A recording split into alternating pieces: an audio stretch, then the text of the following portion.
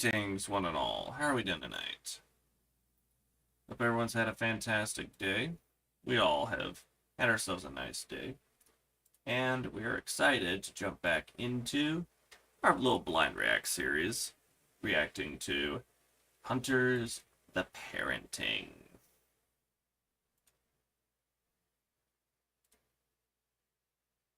And we'll decide to behold within the next few minutes. Yep, quite a bit of comical fun. And hope everyone's been looking forward to this all week. I know we've been looking forward to it. Put up all the notifications that we're alive. Good fun stuff.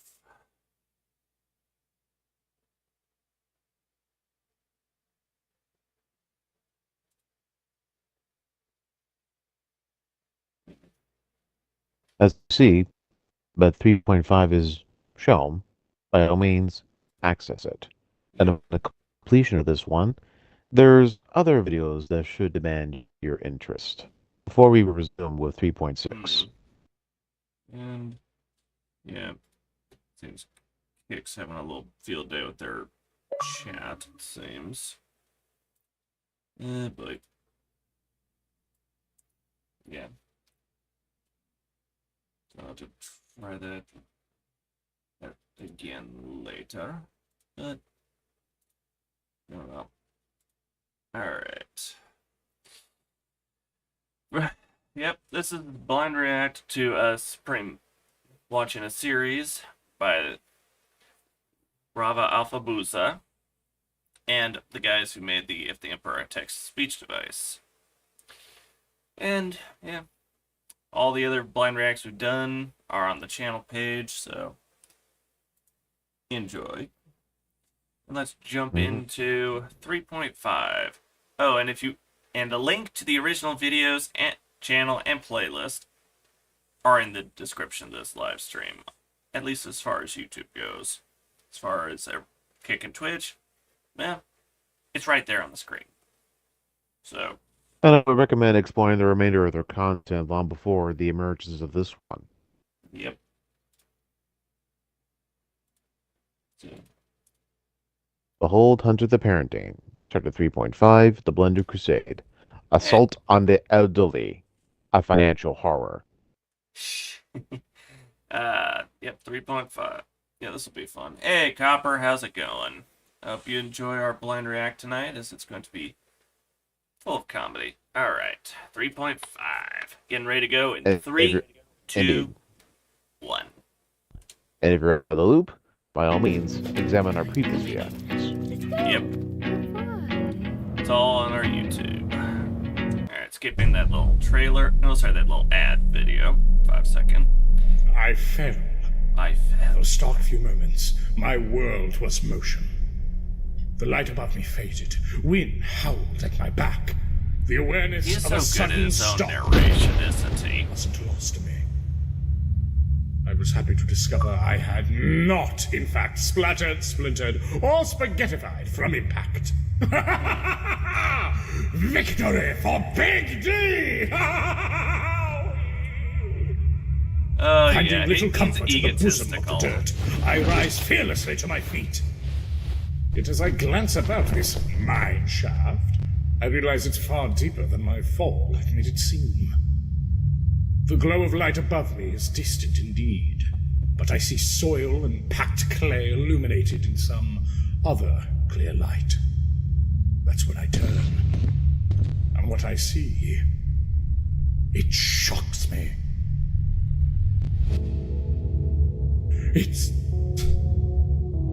It's another 99p store? Get a hole! Preposterous! A 99p store in a hole inside of another 99p I store. approach its What? doors. Clean glass meets my gaze. What? What is this place? The apertures part. The gates open warmly, as if to embrace me. Aha! If you insist.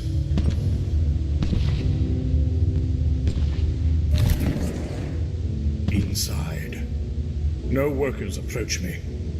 There's nary a soul in sight. Everything is the same. The same layout, the same products, the same smell. Except the iron still hangs like a cloud over acrid plastic. You do not frighten me, dubious underground discount store. I've burnt down sterner buildings than this. Grab a nearby dental kit and arm myself with 2 of the precariously sharp sickle probes.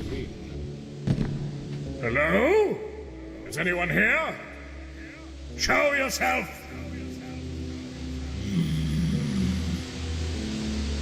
He is Was I annoyed with alone? silence.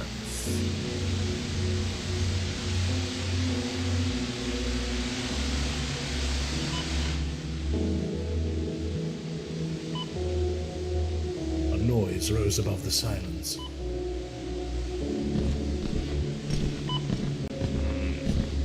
What's he gonna Alright, find? I'm back. What is he going to Welcome back to our live reaction, mostly. Yep. Welcome back. But on Twitch, please. Yep. Alright, You. I'm done doing what I'm doing here. Who are you? Looks kind of ghostly to me. Is blue. A pale, unnatural blue. I was thinking that speaker was almost like those little speech asked who you devices are. in Elden Ring.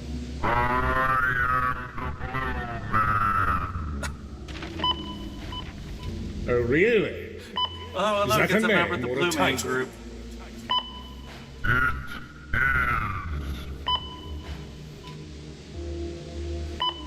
What is this man? Blue-tinted hues were uncommon, but not unheard of among the kindred of Cain. Could he be a Zamisi? No.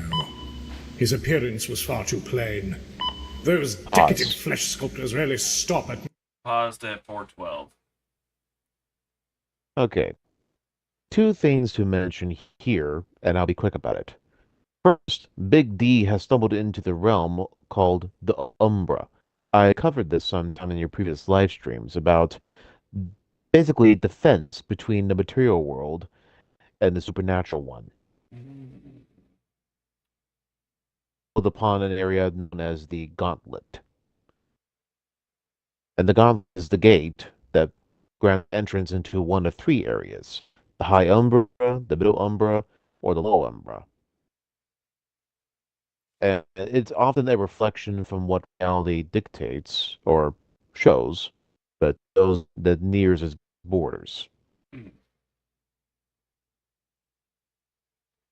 With its gauntlet, it is no different in the area that you are visiting, if not a rather dark, warped mirror.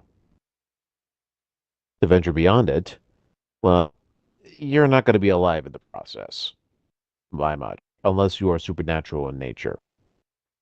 Mm. And the second is his term about the Seminci. The Seminci,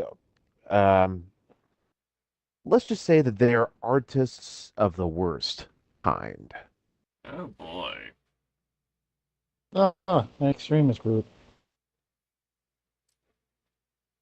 No, not extremist. They are a vampire clan that, as these is in this video, decadent flesh sculptors. The evils that they've done are, if I were to put on a top 5 list, they will be in between 2 and 3. Mm. With that in mind, press play. mere skin tone, and I reckon they'd be far more cross at my intrusion than this cerulean cashier. That's definitely Perhaps a an vampire of a different Australian persuasion. cashier. My second thought fell at the feet of those azure-skinned cousins of the La Sombra. That fade red bloodline so fond of mystery and pomp. A more likely answer, yes. They too were often giant. Yeah, he definitely loves his own mental But his narration lack of of all his pretension, adventures. his seemingly At least humble when role, he's by himself. it didn't convince me. What other And a creature might he singular be? opponent. The ageless sons of Khun could boast a grey complexion when walking as a man. But this individual was no berserker. He seemed calm and comfortable, and at any rate was far from the distant waves. Perhaps some variety of changeling? A drowned Of course you'd think wraith, a changeling. strange science experiment, a wizard marked by paradox, a hapless, death-touched slave. What is he? Your item at your convenience. Do not order me around, you! There is a blender by the shelf nearest the registry. What? I grab it. I inspect it. It is a blender. Top of the line, new, fresh. This had not been in the store above. What is going on? Place your item at your convenience. Well, okay. Very well. Or perhaps I won't. Very well. That doesn't bother you? No. A real implacable fellow, aren't you?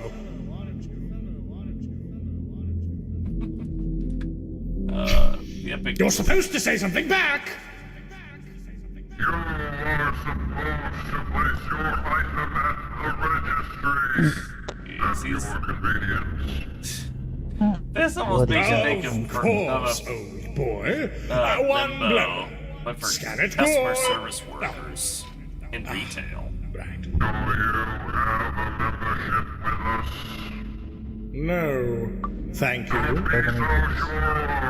Oh boy. What's in your phone number? I'd really rather not. Very well. Your choice is made. Pardon? Your total is on the screen. Dun dun. Yes. Allow me to confirm. Yes. 99p. 99 pounds? That's... Oh! No, that can't be right. This is a 99p store. Then everything must be 99p, yes? Correct. Then what's wrong with your total? Heavenly Is the Breeze. 99p store. The Endless 99 fight. pound store. Oh, you're That's what I said. starting to get tired there, Copper. Quiz governor. Before a horse race, it is customary for a 99 pistol to p, be but he's shot to the air. referring to it being This short signifies for the race's pounds. start. It's a noise it makes loud it a enough to drown 99 out the quid rowdiest store, but crowd, there's no such to stir thing. the sharp-nerved It's just a jockeys into simple grocery immediate store. movement. That was the Or they're sound probably I heard grocery when this man spoke of this Grocery. lunatic hoax. Supermarket. Very well. You parasite, give me your name! Big D's starting to act like a Karen now. I gathered as much. You're going to tell me what's going on here, or I swear I'll beat you so tremendously they'll be calling you the Red Man. This is against company protocol. Protocol's my glory is behind. What are you? Who are you working for? I am a manager. I work for the 99 pound store chain. What do you think I am? I think you're a monster.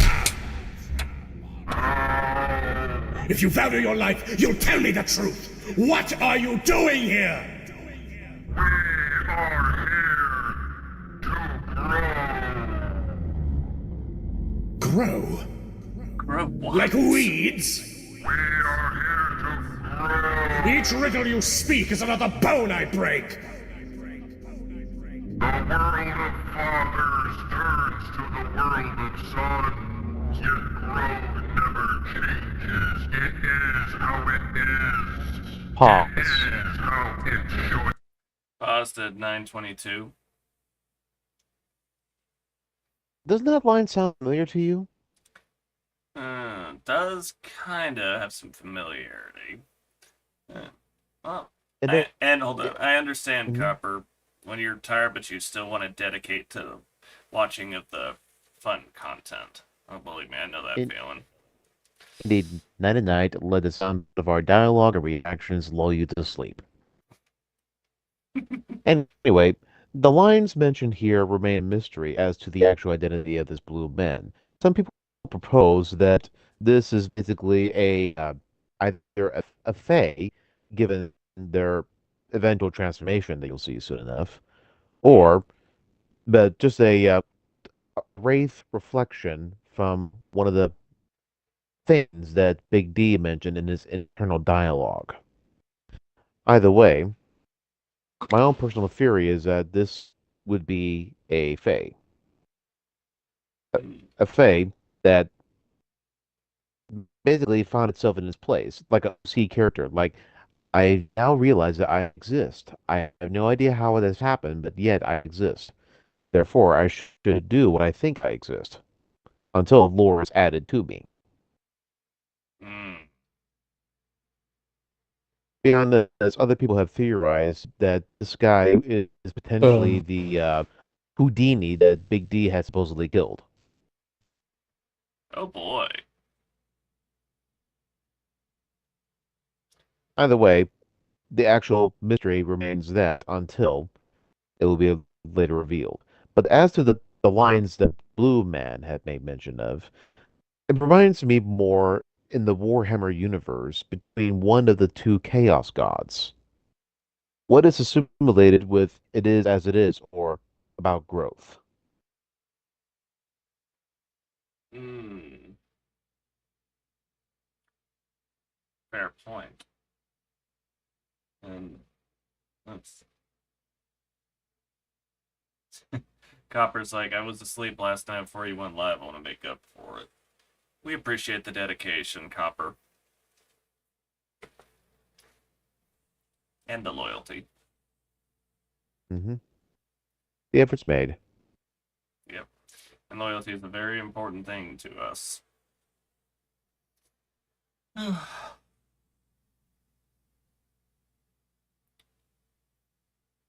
Yeah, this But, mhm. yeah, this character is definitely seeming a bit interesting.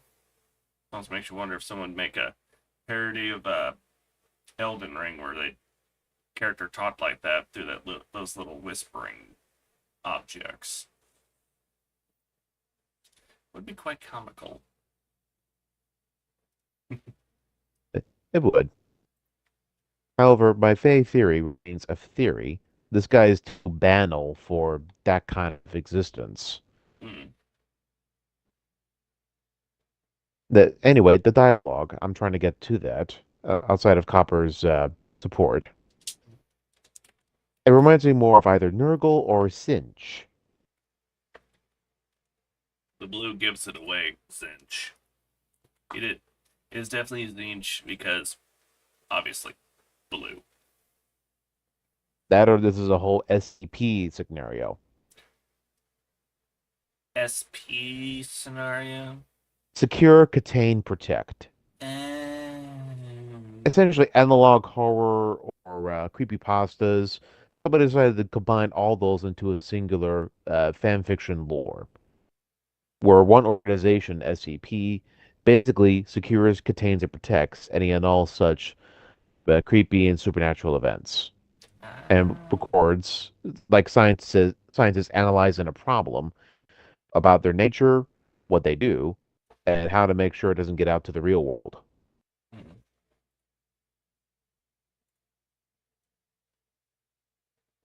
Beyond this, press play. We got to hurry up. all right, 3, 2, 1. You banal blueberry bastard! Dastardly though it may be, 99p stores are the fruit of civilization. It is inexpensive, affordable for those without. How can you expect to stay in business when you're charging? Civilization does not exist to bear fruit. Growth is perpetual. Those who do not grow will be built over. It is how it is. It is how it should be. Insane! Absurd! Oh, boy. Inhuman!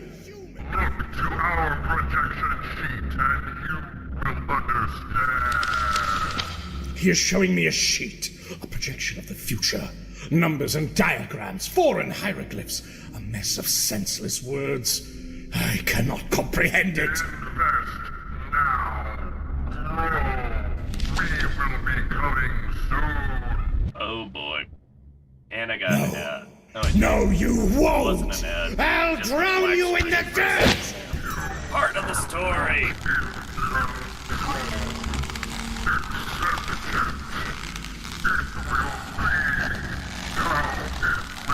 There are no words for beasts such as you. Merely violence, rejection, and righteous cruelty. Blue man, your incoherent madness ends. Whatever schemes you may have had are concluded. Submit now, and I may spare your life. Laughing at my mercy, eh? I ask for a final time. Who are you?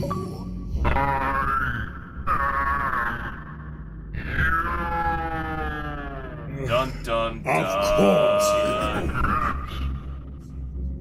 I am someone else. Hey, Roach, welcome These to the dental party. tools are incredibly sharp. Blind no? react, Roach. Start talking sense, what? or you will be subject to an impromptu oral surgery before I speak to Someone your quit. manager. Blind reaction team.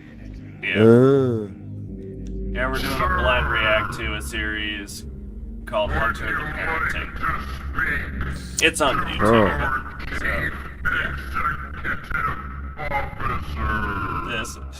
And it's You're hilarious. what? I loom high above the battered body Made by the of the same blue guys who man. made the If the But Empire I Had Text-to-Speech lean in. device. I see. Pause. Hey, paused at 12:03. If you're going to explain away all of this, best to do that when you're not viewing the content. All right. Well. Okay. Yeah. World of Darkness. Tabletop game. Gothic punk. But one group of fans made an animation series about it. And then how they made similar stuff to the Warhammer universe. Before GW had its zero tolerance policy put into place for fan animations. They put it on an indefinite hiatus before they were called out by the company, though, thankfully. And right now, they're working on other side projects, and this is a side project amongst them. It's a passion project as well, and it's also a source of great entertainment for you truly, given how I'm partial to that kind of tabletop game. And now I'm showing my companion here, who's a nerd, that about how improved this group, animators that is, have made from their original project from Warhammer. Yeah. Which one day we're going to actually do a little segment where we're actually going to watch possibly the original video of the If the Emperor Text Speech device so that everyone gets an idea how the art style and animation work has evolved since they first began so long ago. Indeed. Now that the explanation's over, you'll get to hear our live reactions to this video. Yep. If not videos. With that, press play, please. 3, 2, 1, go. See his smile widen, his face. Ugh, slips that thing's away. got a hideous grin. I see his form become slender, his face become graceful, Oh boy. and I recoil in horror. Big D afraid of something? Wow, that's a first.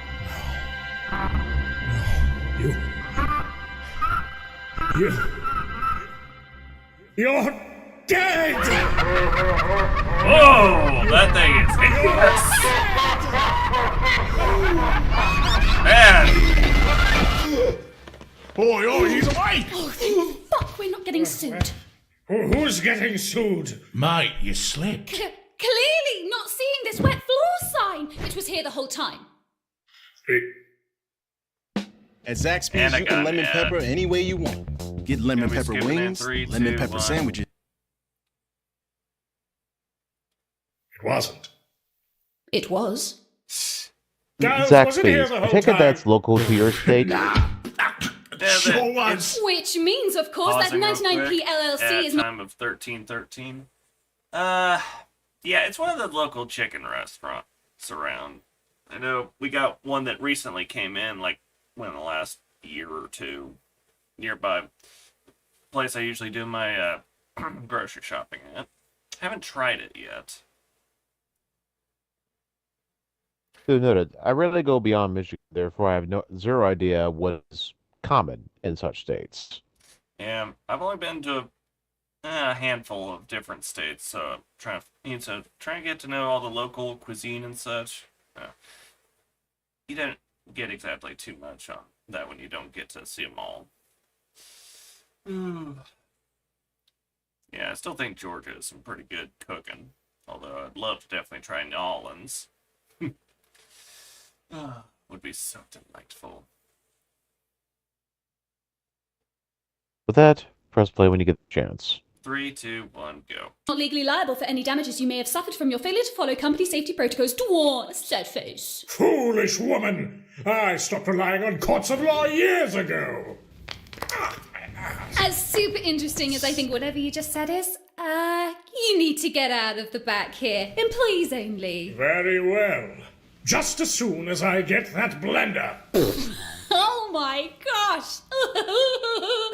No, we're not giving away our only backroom blender to some random old guy. Now you listen here! Oh, boy. I gesture at the manager to enunciate my point. When I notice something odd in my grip. Oi!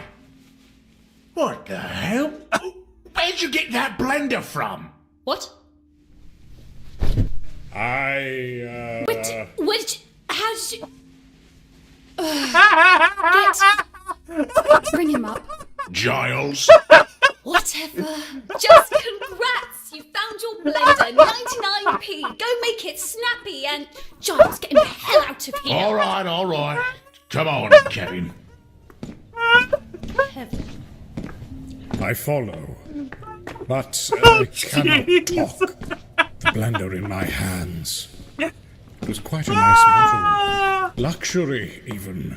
More buttons than I knew what to do with. Oh, good grief. This was also the same item I attempted to check out in the store below. Just place it here, mate. Right, of course. It was clear to me that I never actually went into the hole. No, that wasn't possible. If it were, I would have been covered in dirt and blood. They would have had to somehow drag me out. A plethora of other holes in the story.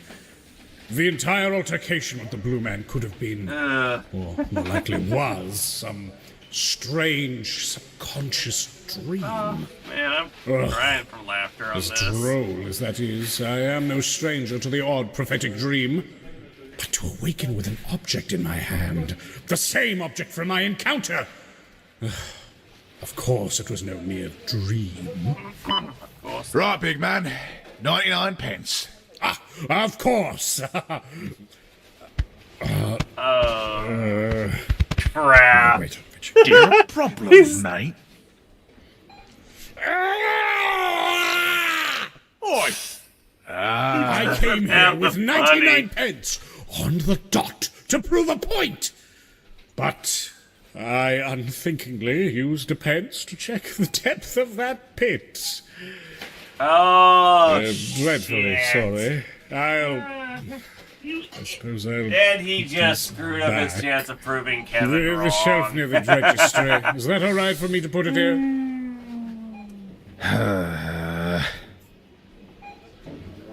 Mate. It's fine. I'll spot you. Just get yourself home. He's How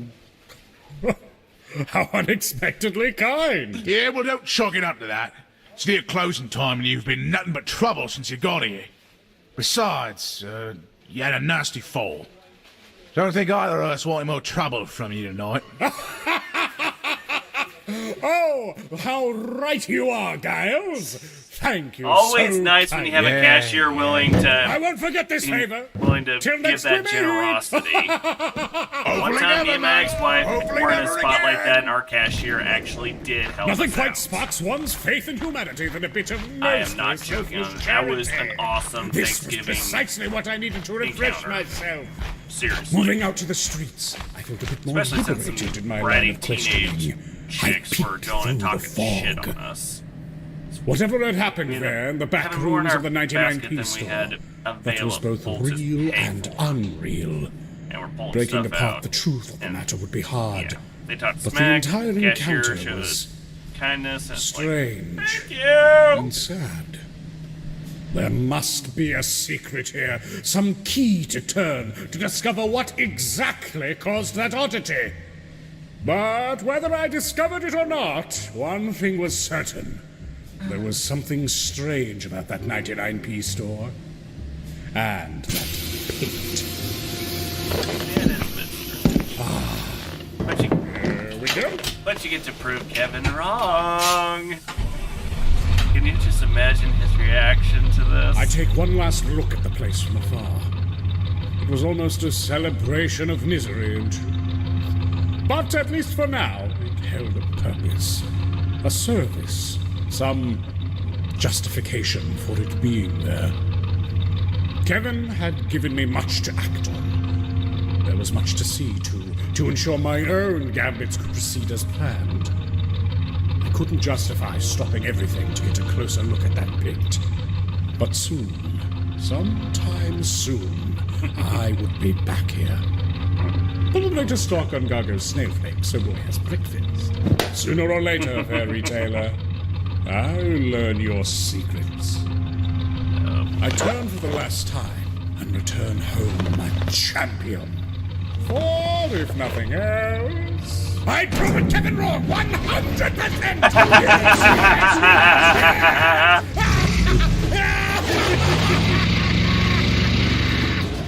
What the hell? It's probably gonna be his reaction. Agreed, he just set off every car alarm. Oi, in the Mum. area. The ride's here. Heading out for the day. Boss wants to drink a tire full of vodka to kill his stomach bugs. Yeah, remember 5 a.m. sharp tomorrow. We're checking our inventory again to make sure that moon didn't loot the place. Right. And don't let that guy back in here!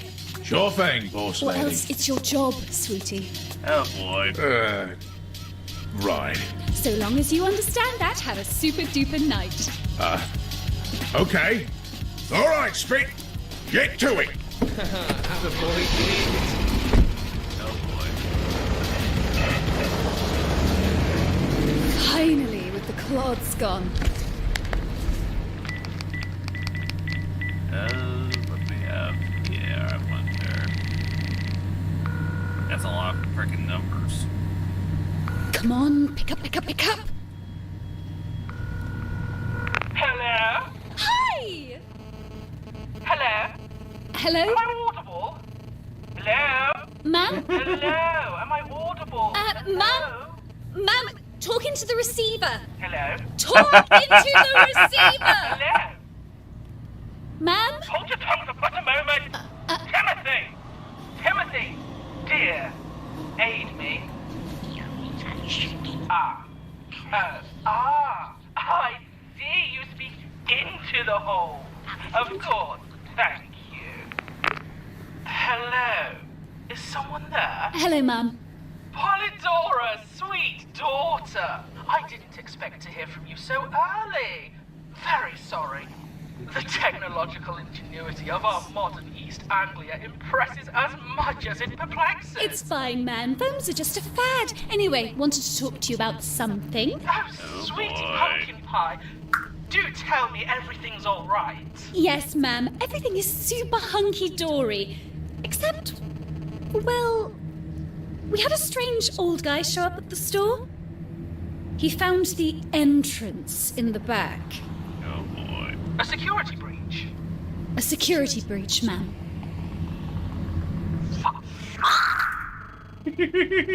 Darling, what did you do with him? Nothing. I'll be honest, ma'am. He looked like a crack addict with a year left in him. Tops. Oh, Polydora. Never underestimate the publicly inebriated. underestimated. I underestimate everyone. Can't help it. It's just my quirk, you know. You are such a cutie. Thank you! Back to the security breach. Okay. I take it you at least got him captured on the television, yes? No. It gets worse. You know how we were replacing the guy who fixes the cameras? Sure, cameras. And how we never actually got anybody to, Oh. replace him?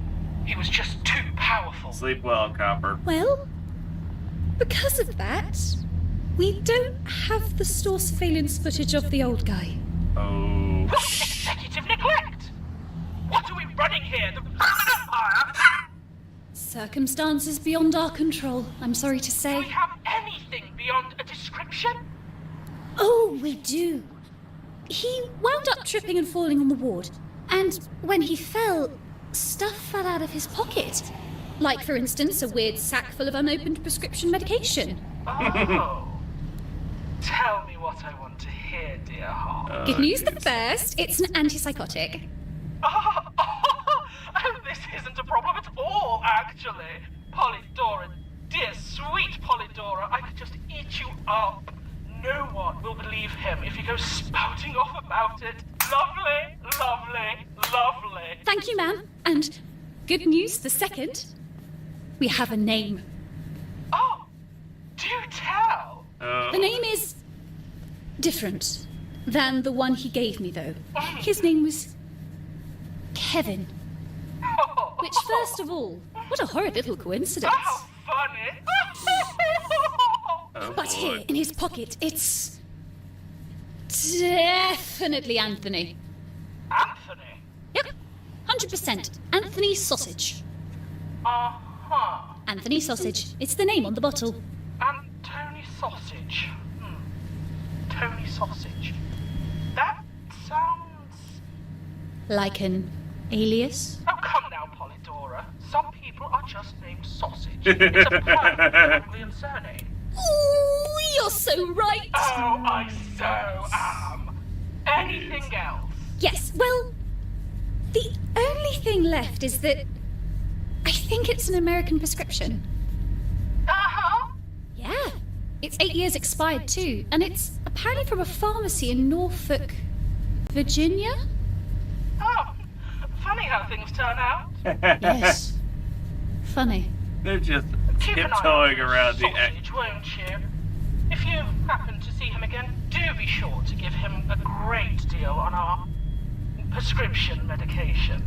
We don't They're sell that. just tiptoeing Not yet. around so Very true. much. Perhaps, if he's uncooperative, if you can simply...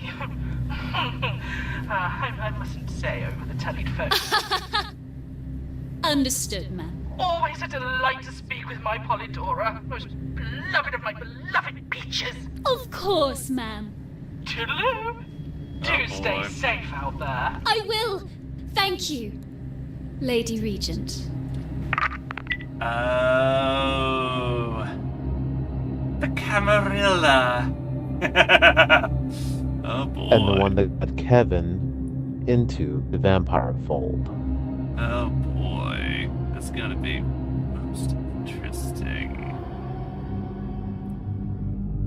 I'm not going to reveal my shitty Camarilla roleplay name, says Kevin. That was the one he served. I know more of your master than you know yourself. Oh. So, what do you think of the Blunder Crusade? Oh, pausing. Jeez, that is just some crazy stuff. It's like finding a way of comically taking a normal adventure and then just making it so comical and crazy. Well, personally, they added what I call the One Piece formula into the mix. Basically, the plot line, if it's too serious, add some comedy. If it gets too comedic, make it all serious. It's an Ouroboros scenario, essentially. Yeah. Alright, since we completed 3.5, what was that other one you wanted to show me that's got relativity to this? Yeah, just press down until you see a video list. Okay. Let's see. I see the up next. I see. Let's see. You get to see essentially their video releases by chronological date. But look up the video right after 3.5. 3.5. You'll see You mean you'll see Piotr 3.6? and 9.6 just before that. You'll see you'll see the Piotr vampire and the guy with a pair of glasses laughing maniacally. Press Okay. down. You said down? Yeah, I'm looking at your Twitch. Press down. Okay. Is that the one with the wolf head and gothic horror RPG set in your hometown? Yes. There. View that before 3.6. Okay. Ooh! They got the Weapons of Self-Destruction Robin Williams special back on YouTube. Nice! Surprise. I love Surprise, that. surprise. I love that one, honestly. Here we go. Gothic horror RPG. 3, 2, 1, go. Around here, it's not a patio. And we got a it's 10 a patio. second. Oh, ad. I love those chairs. So I can skip it. Oh boy.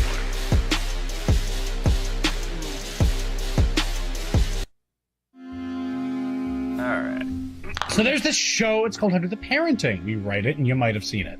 It's based in White Wolf's World of Darkness franchise. Now, paradoxes. And follows mostly mundane people hunting vampires, werewolves, and other creatures of the night through the mean streets of Norfolk, UK.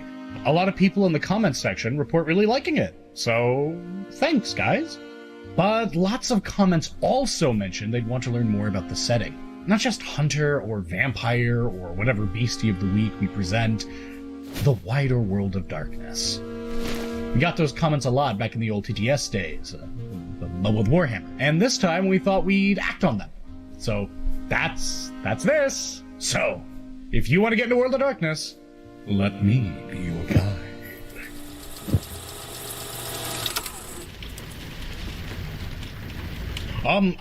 Content disclaimer. This is our first time ever doing a video essay, and so this is very experimental. Also, I am not the master godbrain who has been playing World of Darkness since, I was a protoplasm. This is the WoD brain of someone who got into it, a while ago, back in high school, and just my personal experiences. There's going to be people that have been more invested, know more, and probably have a better idea of whatever the hell they're talking about than me.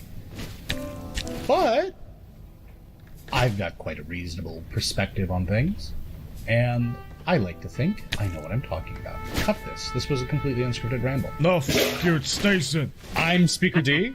This is Ogre Popenang, whatever that means, and this is our very first video essay. So let's get started. If you're interested, you can turn on subtitles. Click onto the make sure it's Let's correct. start with two things. Number one, World of Darkness is a tabletop role-playing game first, and everything else second. There's video games, card games, books, etc., but it all sprang out of the tabletop setting. Number two, as this is a role-playing game, in order to immerse you best into the setting, we're going to start with you. Yes, you. Bear with me for a second.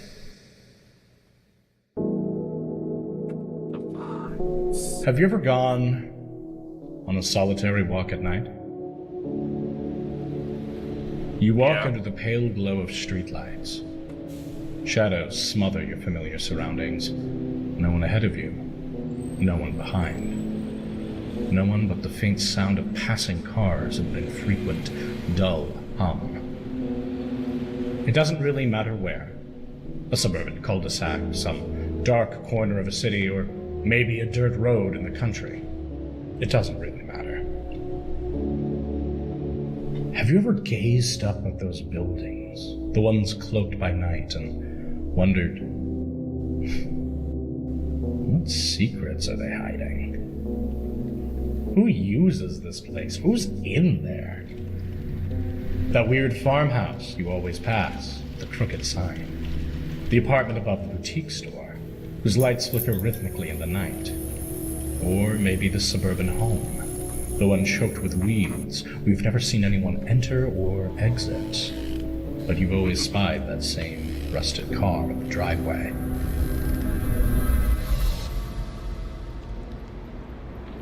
In our normal, everyday world, these things aren't that deep. Inside the farmhouse is a normal family. The apartment needs to call an electrician. The house is just vacant, or has bad owners. Simple as. The world of darkness is a lot like our everyday world, but more specifically, it's the secret world. The one hidden just behind the mundane. The lights flickering in the apartment window aren't random. They're a signal, and when decoded, they tell their beholder the exact time and date of their death. Within that vacant suburban home, a coterie of vampires gorge themselves on slumbering neighbors. As the nights pass, more homes grow vacant. Missing posters paint the streetlights. And that farmhouse, the family? Normal as normal can be. But if you look with the right eyes, you'd see the spirits of the countless buried in the dirt, howling the names of their killers into bleak, uncaring night. World of Darkness packs dark urban fantasy just past the everyday periphery. But there's one more twist. Unlike our lives, where most people are shut out from grim and hidden workings, here, you're in on it. In World of Darkness, you aren't the man on the street. You are the vampire. You are the ghost. You send the signal. You bury the bodies. Sounds morbid. Gothic. It is. But you can throw all that in the garbage because World of Darkness is also Clown World. Hello, welcome. Dracula is real. He conned his way to vampirism and everyone hates him because he's famous. Dracula guy's a fucking scam. It's an evil fast food chain that puts literal demons into their cheeseburgers. It is owned by the same corporate death cult that owns the evil beer company, doing the same thing to their beverages. The reason they do this? To subtly convince random people to beat their wives. This is not a joke. You want more? Oh, I can give you more. In 1914, a deranged inventor named Sarvargo was so disgusted at the capacity for mankind to destroy, he brought a giant Zeppelin armada across all of Earth's cities and declared himself world emperor. A hit squad composed of secret agents, killer robots, and biofreaks were barely able to force him to retreat. And then real-life scientist Michael Faraday vaporized him so hard they both exploded. And everyone on Earth just forgot this ever happened because the New World Order covered it up.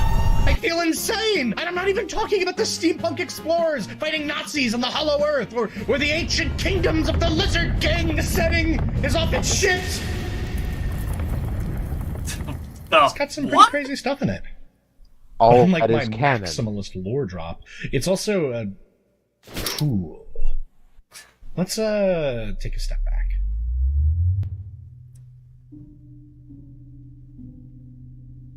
Save for those moments where the comedy of absurdity of a situation just completely takes the reins, you probably won't notice how incredibly elevated the world is, because WoD plays it pretty grounded. Only the DM, or storyteller, really sees how deep the rabbit hole goes. For most everyone else, it kind of feels like the world we know. Just a little darker and a little more absurd. For example, WoD vampires are thought to bear the curse of Cain, the first murderer featured in classical hits like the Bible. This literally doesn't matter at all to the 20-something stoner who got turned by his Tinder date. Hell, he could live and scheme for hundreds of years, and it still might not matter. In fact, it probably won't. See, WoD has a lot of advantages in setting itself in our world and our time. In World of Darkness, you aren't just relying on what a DM thinks a medieval world should look like. You're relying on a DM's knowledge of the real world to set your scene. Most DMs have no idea what a medieval economy looks like. They haven't really thought through how the world would change if a 90-foot giant shit lightning in the local textile industry, nor should they be expected to. That'd be a lot to expect. Honestly, you'd have to be a messed up medievalist to get anything done. But you live in the world you're playing in. You know what happens if you call in a bomb threat to an airport? You know about how long it takes to drive from Houston to New Orleans. You know how much gas costs, what can be found at a local grocery store. And the shit you don't know and need to research? Brother, it's the real world! What do you think's gonna happen if a 90-foot giant shits lightning on your local meadery? But beyond just being our world, WoD has its own feel too. Yes, a lot of familiar locations exist, but World of Darkness is going for something a bit more elevated than an adventure localized entirely within your local Greg's. In my completely subjective opinion, WoD is best described as No Country for Old Men, as directed by Suda51. No, that doesn't necessarily mean Anton Chigurh running around with a beam katana, necessarily. Instead, it's the dry humanity of No Country for Old Men, skirting the edges of the law and the world of the known. It's the familiar town where fiction painfully meets fact. Heroes taking their chances have their luck run out, while evil is implacable, inescapable, mundane, and no less immune to the normative conventions of the world they live in. The coin travels across time and space, from minting to now, to save a cashier's life. And another makes the same trip, to take someone else's. Or maybe both were as meaningless as the money people die for. Into this formula comes the saccharine madness reminiscent of Suda51's No More Heroes or Killer 7. Hammer horror monsters run webs of shadows, where blood is lubricant to an uncontrollable mosaic of agendas. Just as characters can be drab like No Country, they can be bright and shining, vibrant with camp, mystery, stupidity, or intrigue. There's a sense that you're caught in this bardo state, a place between life and death, between the pawn, the king, and, if you're fortunate, the errant spanner in the works. It's a celebration of mayhem, decay, or at least the people who live amongst it. Maybe absurd, but those absurdities just mimic the off-kilter beats of our own manic world. That's just my take on it, though. My World of Darkness. But to hear WoD describe itself, the term it lands on is gothic punk. I like it. It's got a nice ring to it. But what exactly does that mean? Well, to hear it from them. The term gothic punk best describes the decadent ambience and rebellious fervor of the World of Darkness. Violence blends with elegance as wealth and privilege mix into the panoply of fear and cultural conflict. In cracked, squalid cities, people dance and while away the hours in glittering social clubs, trying to ignore the urban center's decay. The towering buildings of the downtown scene cling to art-graven styles. By contrast, slums roil with strife and warfare as desperate masses of humanity claw at their pieces of turf. Under the gleaming spires of the church, the halls of justice, and the artifacts of society, the masses strive for lives of comfort and refinement. The Gothic image of looming architecture is everywhere, chased with gold and silver as it watches over the dispossessed. In contrast, punk nihilism echoes in the overpowering despair of dreams destroyed. Ignored by society, the less fortunate rebel.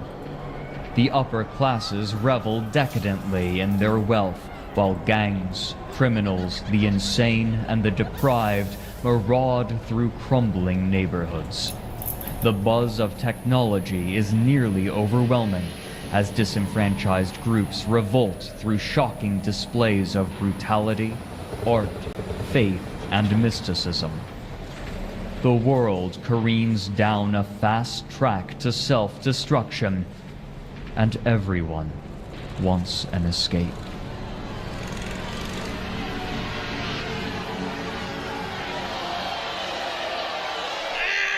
That's the creator's vision, and honestly it rings true. Most game lines have that kind of dichotomy. The one between the monolithic power structure versus the burgeoning voices of those that haven't quite bought in. What could a setting where Draculas control Amazon's board of directors be, if not gothic? What is a setting where you can smash their faces in with a golf club, if not punk? Before I get sidetracked down a never-ending ramble hole, though, besides the unique feel and elevated supernatural shenanigans, being set in our world has advantages other than knowing how much a hot dog costs. It also gives players at the table an onus to make characters that feel real. Sure, those real people might be vampires, or have some elevated profession like hitman, rockstar, criminal, CEO, but it also empowers you to make your PC a 28-year-old garbage man named Chuck, who just happened to get wrapped up in whatever game line he's in. In my opinion, it's one of the most fun ways to play. Just make your character sheet what you'd expect a garbage man to have, give him a few hobbies, figure out what matters to him, and then just jump off from there and see where you amble. It's not some Dark Souls wretched playthrough handicap either, by the way. In my home vampire game, between the member of the esoteric snake cult and the overworked car mechanic, it's the car mechanic that's left every encounter with a body count, and the cultist who tends to have to staple their tongue back in their mouth once some mean beastie caves their teeth in. All of this is probably overwhelming, and that's kind of on purpose. But WoD has this really bad reputation sometimes. It's a game only for ephemeral thespians who take their role-playing and setting very, very seriously. And yeah, those guys definitely have a place. Quite frankly, close-knit communities of goth LARPers built this fucking city. You might think that's cringe, but you might also think that the world is flat, so get over yourself. But much like in our world, in my most humble of opinions, WoD is a lot weirder than that. It's not some solitary penumbral orb of misery and mope. It's fucking hilarious and strange and warm and heartfelt, just as it's tragic and dark. WoD is a place where, much like the real world, you can go from horrifying tragedy, harrowing encounters, dreadful monsters, and then have a 2-hour in-character argument stuck in line for fast food, trying to explain to Dale, the food service worker, why you're covered in Fomor blood. It's a crazy world, and there are so many different flavors of WoD to choose from. Run as a monster, clinging to their humanity as a vampire. Be a frantic survivor, desperate to wake others up to a supernatural menace and hunter. Or turn into an 8-foot werewolf and fight a radioactive death shark in Werewolf. Yes, this is the thing that happens in Werewolf. Yes! It's cool. It's also dumb. Is all this pretentious? Yes. And maybe a little too subjective. I mean, I did just tell you that WoD isn't so self-serious before hitting you with a few film school essays. But cringe is dead and I'm still breathing, so that's the way it's gonna go. If anything I'm rambling about sounds even halfway interesting to you, keep watching, and you'll probably like what you see.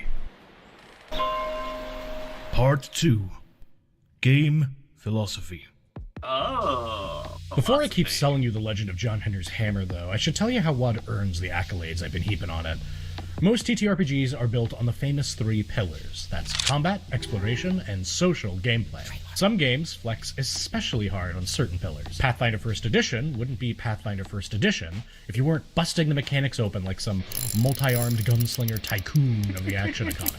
Meanwhile, a game like Call of Cthulhu is all about the mystery and horror of Lovecraftian fiction. Players aren't called adventurers, they're called investigators.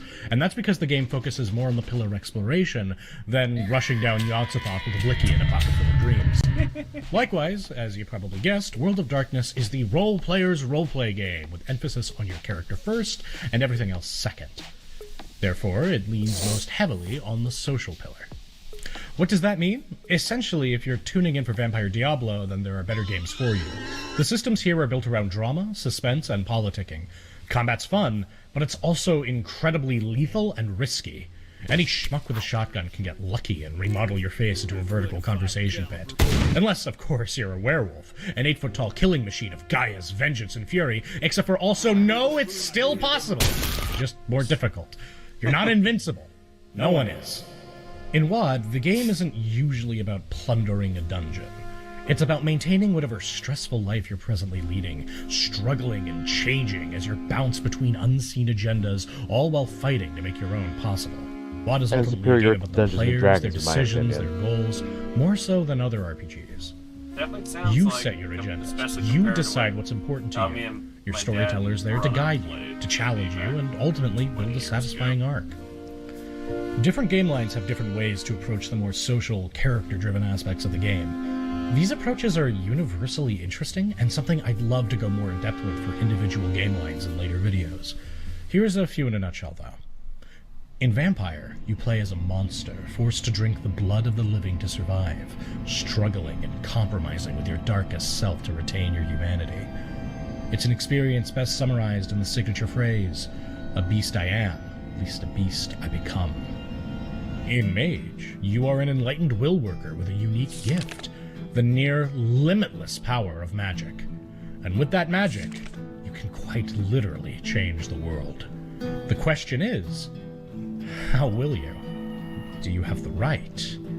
And have you thought through what happened to the world if you did? Or hell, what happened if you didn't?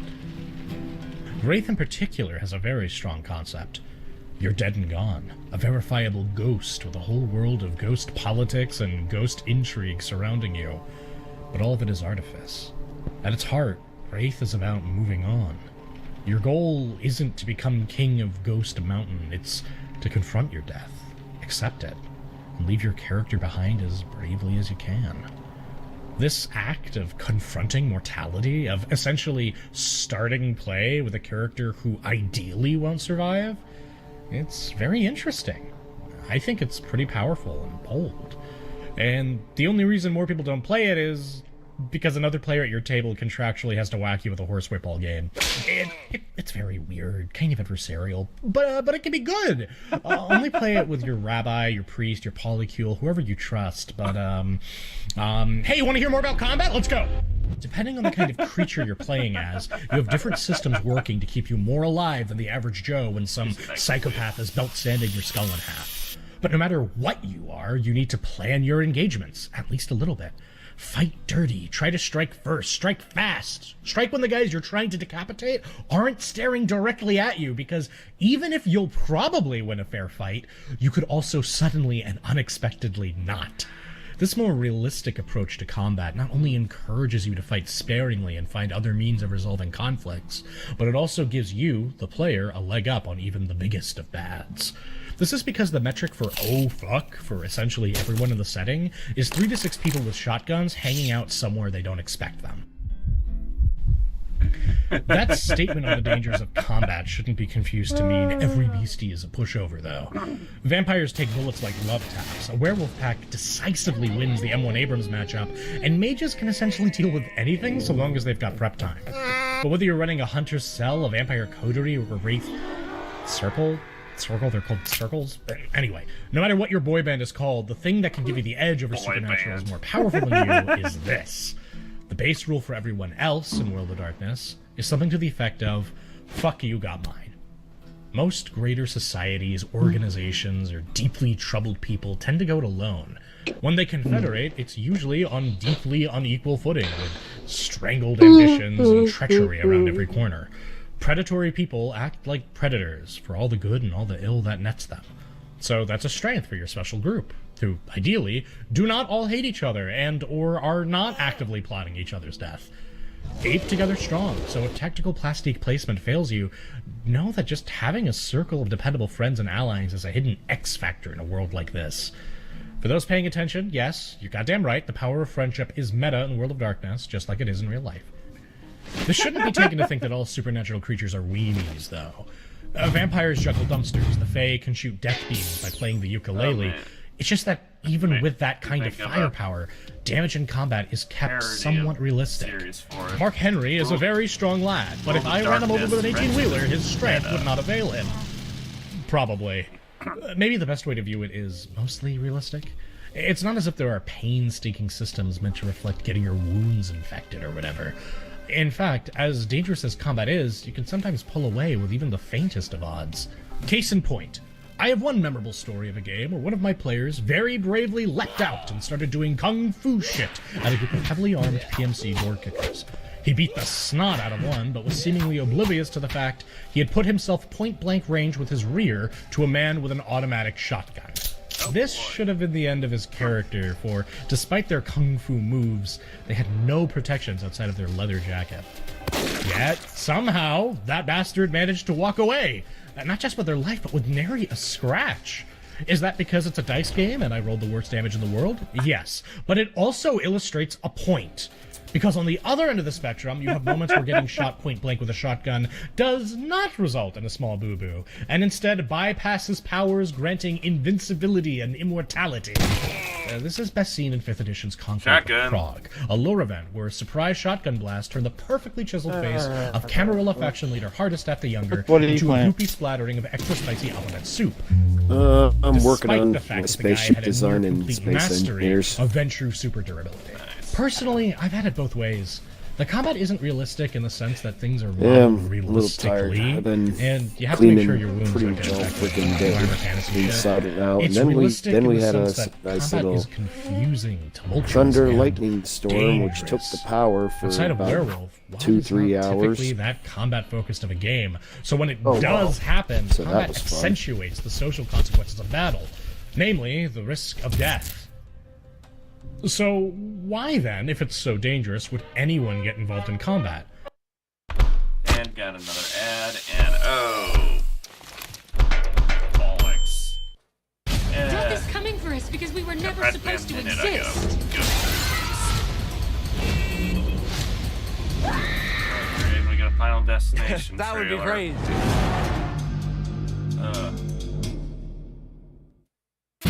As an older Practically like a adult, TV I didn't want to series, spend all my time binge watching television, so I said, let me go back to school. I have a son who actually also graduated from the Purdue Global Program. He did it. I'm like, oh, I can do it too. I'm the most proud that I was able to accomplish a goal that I set in place for myself. This is my Definitely comeback. Covering quite a bit of details. Start yours today at purdueglobal.edu. Very knowledgeable on RPG tabletops. Why print with Smart Press? I'm currently at Premium 23:52 quality. of this video. Our products Where are totally you at this customized. point? Because dumb. 23:52. How timely. Press and play in 3, 3, 2, 1. 2. Me, it's fun. Also, your characters probably have something to fight for. And if they don't, dumbass, you probably have a boss you're beholden to that's gonna make you do shit you don't want to do because they don't want to do it. Whether it's your ideals, your own survival, or pure self-interest, most inhabitants of the world of darkness will eventually find violence filtering into their lives. WoD has a strong emphasis on corrupt systems of power. Almost every game line has a heaping helping of row row fight the power baked directly into it. Unless, of course, you choose to row be the power, in which case your prerogative is making sure anyone fights the law has about as much success as the Bobby Fuller 4. Fight the yoke of the ancients as an anarch vampire, or jockey for your place at the top within the Camarilla. Toil to bring magic back to the world with the Council of Nine Traditions, or keep the masses moving towards your utopia in the Technocratic Union. Or fuck it! Sit it all out! Don't pick a side! Trouble, inevitably, will always come to you. But the choice and its consequences are always yours. So, if you're ready to play a tabletop role-playing game that focuses on exploring your own special snowflake as they struggle and suffer in a hostile world of freaks, if you're okay getting your head popped off because Soup Can Joe, the heavy-hauling hobo, rolled 6 10s on their firearms roll, if you like vampires, werewolf, wizards, and urban decay, World of Darkness might be for you. The only question is, where do you start? The answer is a video game. It's a video game. Something that's been ignored by the masses. World of Harley Quinn knockoff, but World of Darkness video game. Okay, that World of Darkness is lucky enough to have several excellent video games under its belt, but the one everyone talks about is legendary crime against semicolons, Vampire the Masquerade Bloodlines. Do not let punctuation fool you. Bloodlines is very, very good. A classic, some might say. Many people might say. Many people might say better than me might say. So I won't go into exhausting detail. If you never heard of this game, there are many excellent breakdowns on Bloodlines to pursue at your leisure, but take my word for it. If ever there was a WoD primer, by God, it's this game. In it, you play a freshly embraced vampire of your chosen clan, plunged headfirst into a web of undead politics, treachery, and other hot topics. Your decisions matter, the characters feel human, and nothing has encapsulated the feeling of World of Darkness better, in my opinion. Is it flawed? You bet your ass it is. Don't ever ask me what a Quay Jing is! But to be brief, I highly recommend it to just about anyone who has ever drawn breath on the planet. Just, yeah, play the unofficial patch, because everything bad you've heard about Hollywood Sewers is true. But I know you want more. You want the TTRPG. So I'm gonna tell you where to start there, too. But first... ad time. Imagine, if you will, you are on an airplane. It crashes into the Atlantic Ocean and miraculously you survive. A scream. Another survivor dragged into the brine. Fins emerge. The hungering, deadly maw of a great white shark swimming straight for you. In this situation, wouldn't you rather be a knight's helmet at turned into a Noble shark? Knight Games? Noble Knight Games has given us a mysteriously sourced bag of money to promote this anti-shark propaganda. And also to remind you that it is the premier location for tabletop games and RPGs in Madison, Wisconsin, where you now live! Are you and your coven suffering from symptoms of dystopium and looking for a new, fresh RPG franchise to fill the void? Oh, you are? What? None better to help plug that gaping wound in your Sunday evenings than Noble Knight Game. You want to play Vampire the Masquerade? Which one? How about Vampire the Requiem? Oh, that one. That's gotta be. Oh, there it is! How do they do it? What's going on? And they have money in stock. Okay, I'm less scared. It's safe to come out again. Wargaming? They got it. Boards games? They got it. The Spear of Longinus? They keep it in the back. Glue? All the glue you can eat. But what to do when that Mafia book you need is sold out? Well, add it to your want list. You'll get an email as soon as someone with the book dies and their possessions are contributed to the Noble Knight Game archives. Thank you. Or if someone sells it to them through their buy and sell program, which you can also do. All this with a free shipping within the U.S. for any order over $149, as well as a flat rate U.S. shipping option with all orders shipped out within 24 hours, which indeed covers your order of 15 Blood Dim Tide supplements, you mermaid milk freak. Do you see this knight? He fights for your freedom. He does want to kill you, but he won't. Why? Because gamers like you populate his web store, buy his goods, and temper his wrath. In conclusion, who was D.B. Cooper? I don't know, but you might find the answer at nobleknight.com. Part 3 editions. Okay, have you played Bloodlines? Yes? Great. Did you not? That's fine too. I mean, it's a great game worth your time, but not all necessary, just useful. It's a great way to step into the world, especially if you have problems getting a stable group together for a tabletop game. But supposing you're ready for that step anyway. You've got a table wanting to try out World of Darkness, you, know how to play a tabletop role-playing game, or otherwise excited to learn. Where, amidst all these crazy WoD books, do you start? That's a complicated question. Let me lead you to the answer. First, you'll need to pick which game line.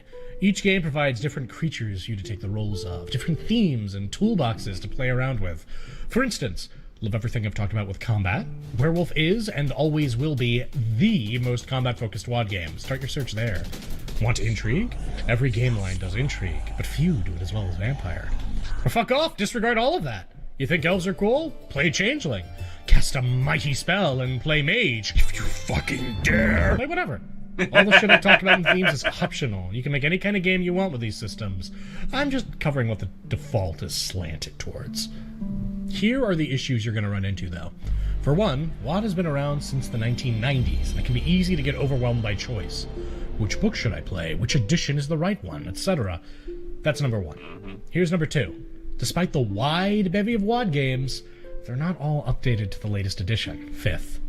In fact, at time of writing, only 2 are. Usually there's not too much of an issue playing between editions, but with 5th, there is one. Or well, more of one. Slight changes in how difficulty, damage, stats, and other things are handled make it harder to cross over with older games. This means you have several essential choices. Option 1. At time of writing, only Vampire the Masquerade and Hunter the Reckoning have 5th edition variants.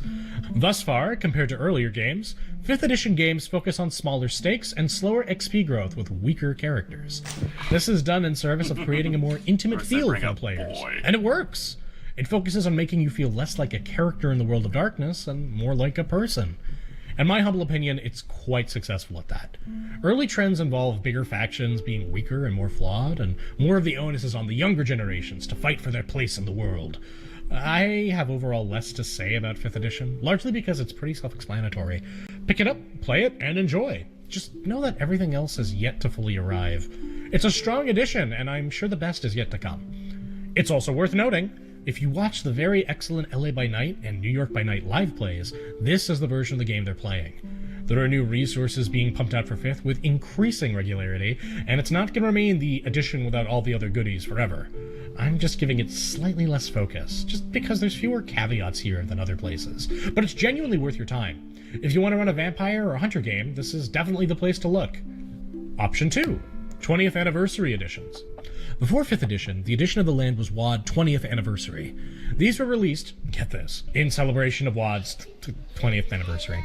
They were essentially released for veteran players of the day, and as a result, they can be kinda rocky to learn at times. The idea being, you should already have a firm grasp of the concepts within. The lore has a slight tendency of being either too referential to old material or just plain sparse, but it's the edition I started with, and I turned out alright, so I still highly recommend them. Most games enjoyed a pretty cool 20th anniversary release, and in my opinion, it's still the edition to run if you want crossover shenanigans. Compared to 5th edition, you'll likely be able to roll out with a comparatively more powerful character, but there's also a lot more jank. Balance isn't really at the heart of WoD, given it's just, not that kind of game, but it's a lot easier to break than 5th edition for damn sure, for better and for worse. It's not enough that I'd not recommend them to a newbie, but it is enough to warn about, so consider yourself warned. I just warned you.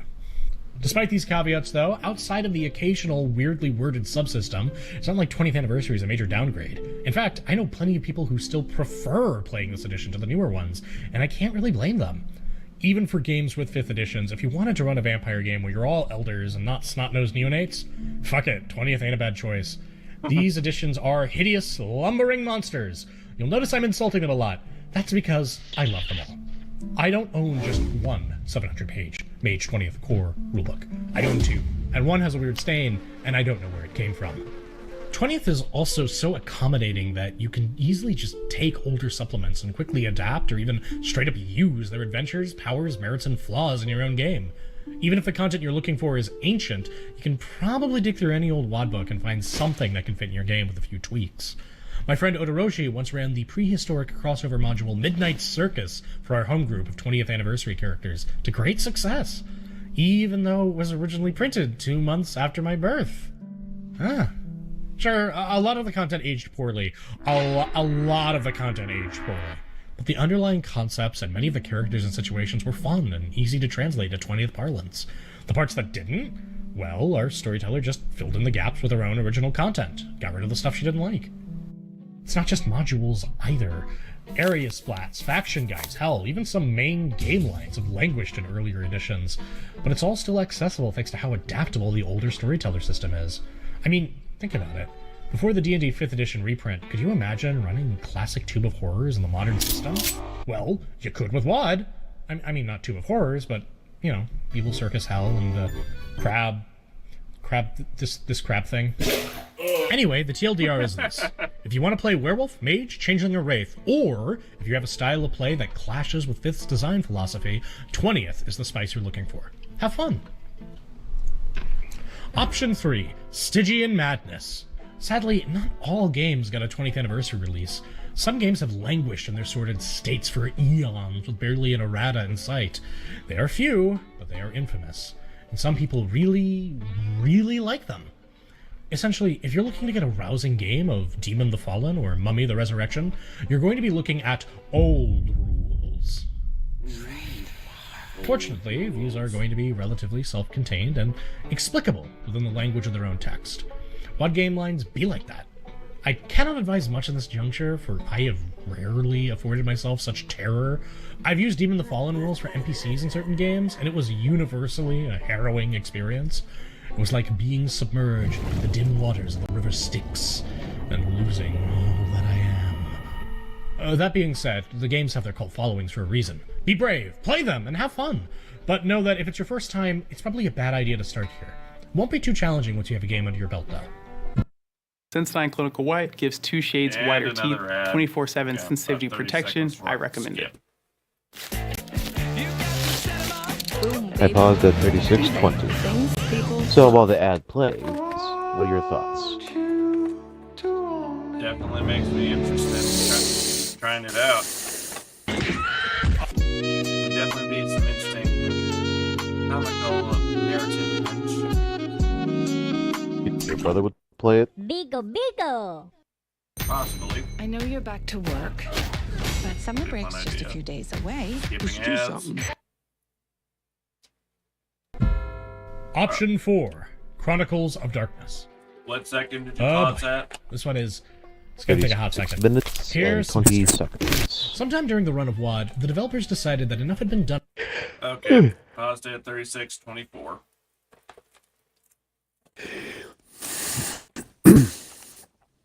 Alright. 3, Two, 2, 1. 1. On the meta plots to warrant a global update. Modules were released for end-time scenarios for all game lines. You got to pick your favorite ending, and the idea was that they'd say goodbye to the setting forever. In its place came the new World of Darkness, now known as the Chronicles of Darkness. This is a completely different, confusing continuity that is extremely different from the old World of Darkness. In Chronicles of Darkness, you do not play Vampire the Masquerade. You play Vampire the Requiem. You do not play Changeling the Dreaming. You play Changeling the Lost. Confused yet? So am I. This isn't quite WoD. For Warhammer fans, think of WoD as fantasy and Chronicles as Age of Sigmar. For one, the rules and systems have been streamlined and optimized in a way that even 5th edition took notes from. For two, the world and game lines are similar but very distinct, with some real standouts. In particular, Hunter the Vigil is a very cool take on the Hunter experience. Whereas the older version of The Reckoning focused on supernaturally augmented imbued, Vigil focused on normal hunters, introduced numerous cool and creative hunter compacts, as well as the concept of becoming a slasher, a fucked up kind of hunter that went from being a slayer of the supernatural to a metaphysically augmented serial killer.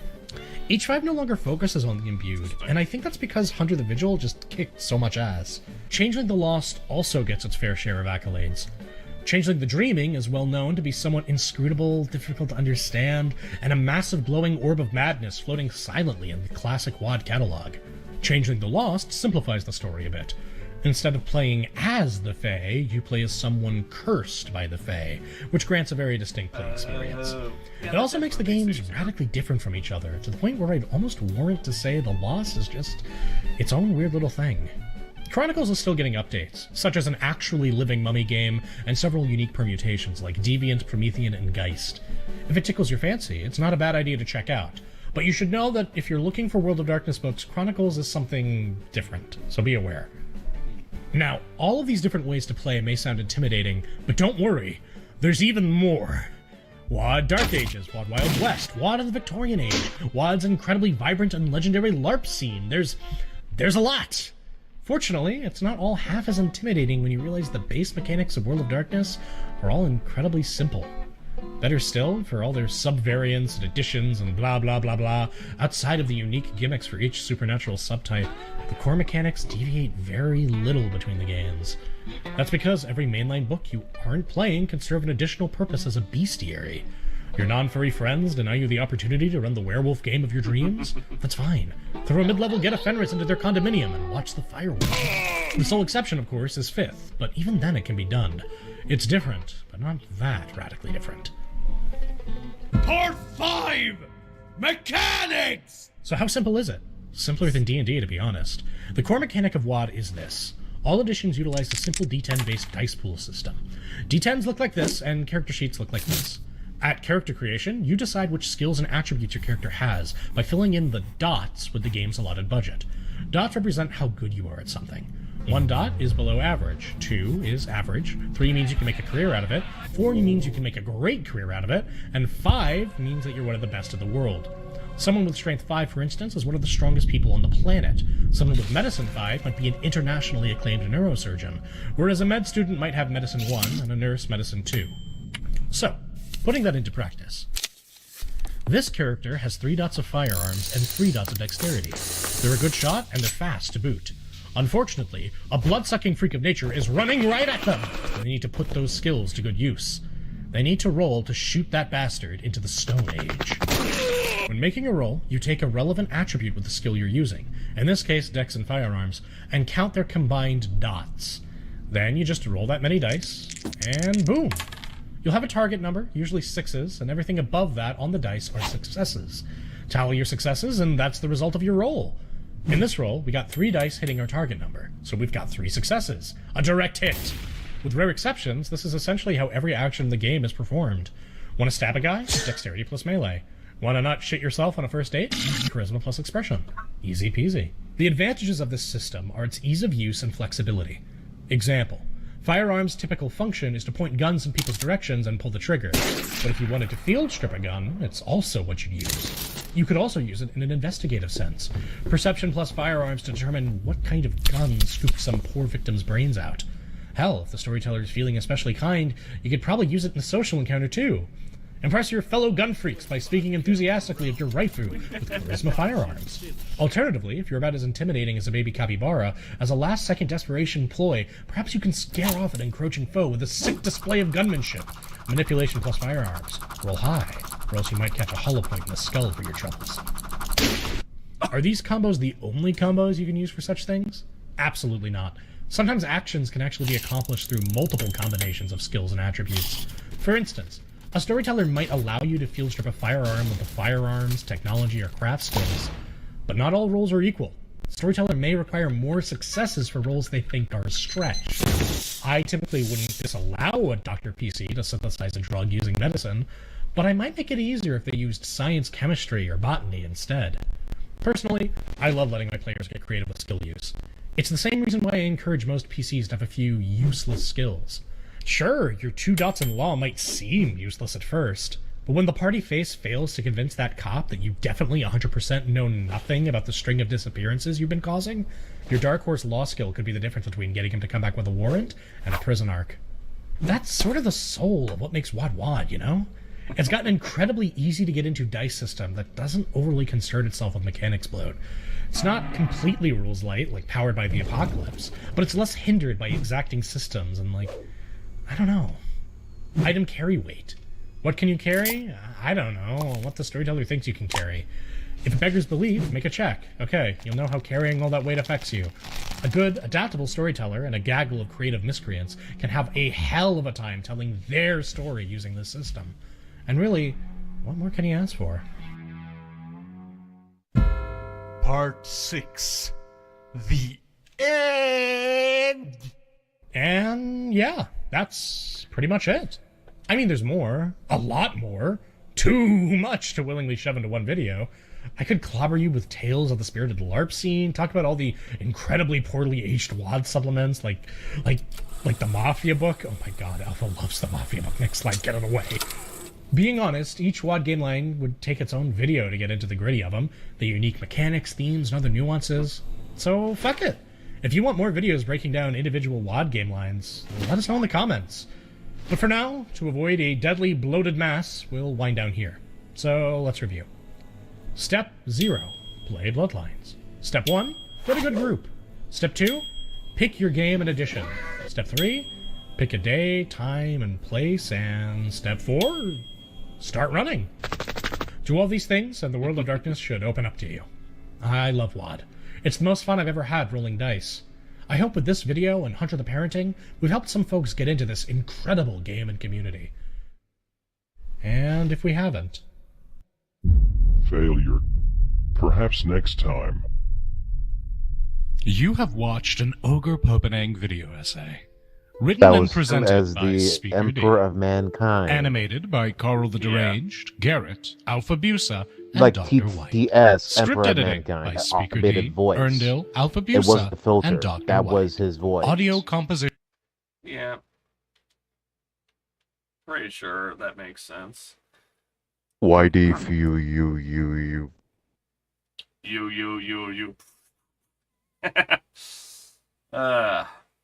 But yeah, that definitely makes explaining the World of Darkness series a little more interesting. Guys, if you think we should actually consider doing a live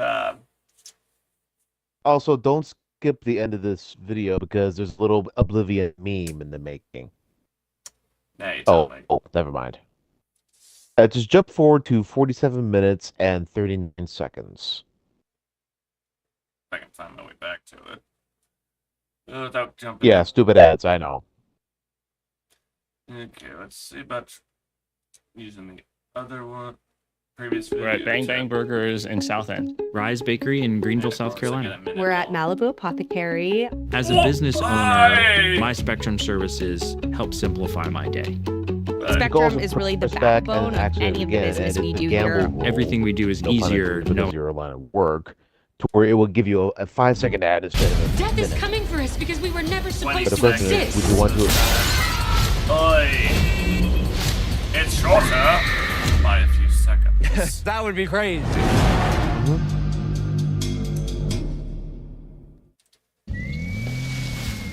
You can see my enthusiastic expression of this. Okay, pausing that one and looking for the other one. If I can track the dragon thing down. Okay, it's not showing it there. Bugger.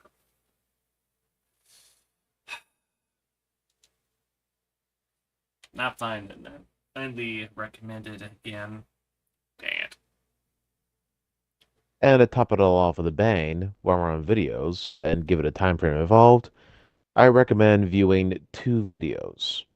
The first, 3.6 of Hunter the Parenting, and immediately after, a fully narrative wargame experiment, Turnip 28 Battle Report. Let's start off with the simple one. Starting now.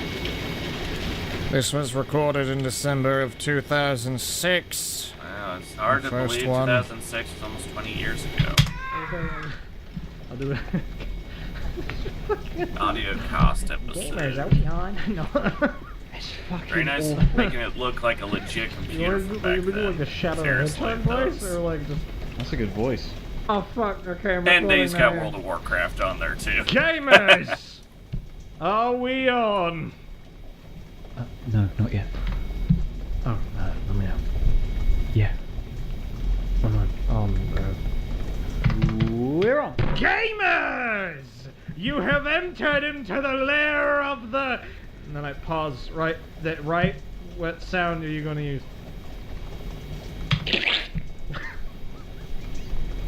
No! Awful!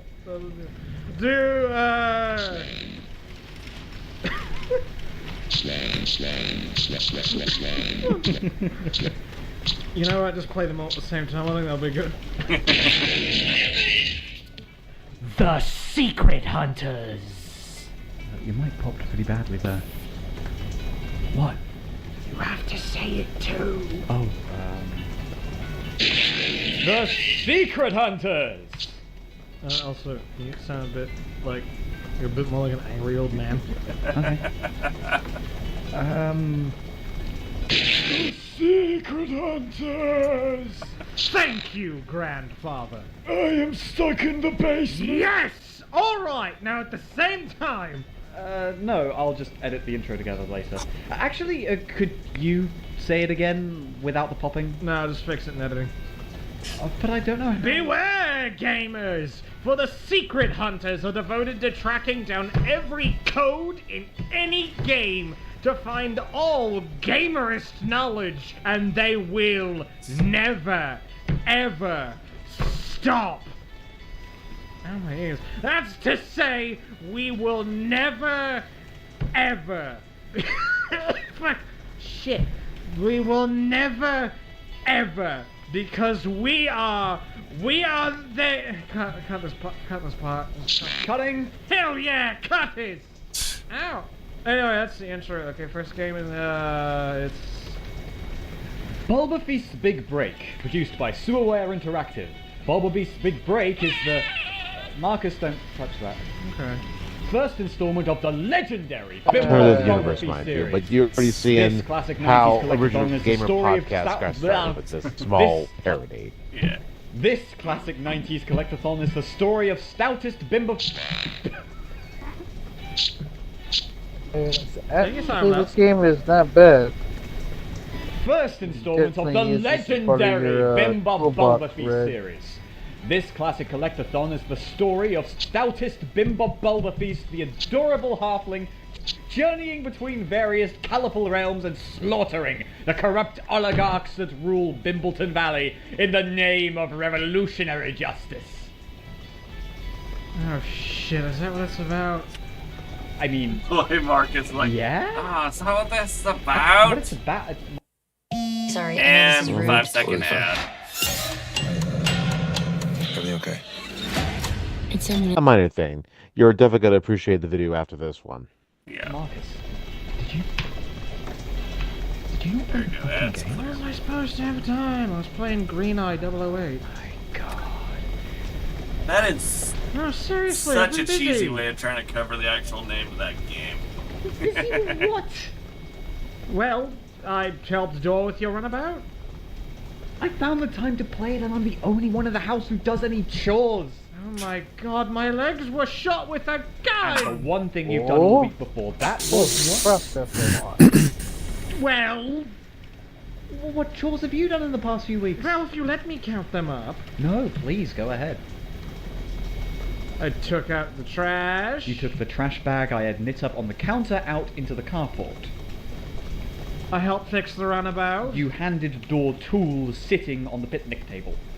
I made that super delicious This elk must be stew development. with the mashed potatoes and And it gravy. took 3 hours. If I had done it, it would have taken 1 hour. Also, you started cooking the potatoes halfway through finishing the stew because you were glued to your DS between each step of the recipe. Yeah, Who I does get that? Sorry, Brain I'm training is sorry, not that okay? engaging. I do not want you to be the only one doing things. I just look. My brain is like a morass. I know. I'm just popping off with ideas and things I feel I need to do right now. Yeah, and- I know. It's fine. You are... I you. mean, I can start setting timers and alarms to remember things. No, it's fine. I'm just drilling you for daring to defy Bimbop No, Bulba. for real, I understand that I'm being a pain. I'm sorry, I need to be netter. Netter? Netter. Better! Netter. I need to be better! You said what? You're cutting this Reminds us right? of us. Okay. Oh, yeah. Yeah, you're looking Please, sounding you just are like very you. small. This is a virtue, a benefit, and an advantage. I agree enthusiastically. Yeah, cool. Anyway, I read an old article on the game, so Next you know, thing we see like, is you get the get yourself a hoodie gameplay. with cat ears. Look, why I'm don't we gonna just jump lose right my into it? shit. Yeah, sure thing. So I just go into the secrets? Certainly, I'll just hype you up. Okay, nice. And then, of course, Let's I'd have go to into give our Mosley first the need to be obsessed with secret fortifications. one. Secret number 1. In Duplo's dig Hey. I found that mangling Mindy's mind. Duplo can give you penchant 3 for it, keys. that's all. The fire key, the ice key, and the lightning key. But did you also know there's a 4th key? No, I didn't! Yeah, I Roach, What's the shut up. fucking key? Marcus, this is a call and response. Sorry, when am I supposed to speak? Well, here, you know what? Why don't you read this part? Feel free to add your own creative spin on the information. Nice! Okay, the 4th key can only be found after completing the infamously difficult bonus level Crusted Cruggus' Death Maze, which is way too hard. Look at this. It is just so badly designed. It is too hard.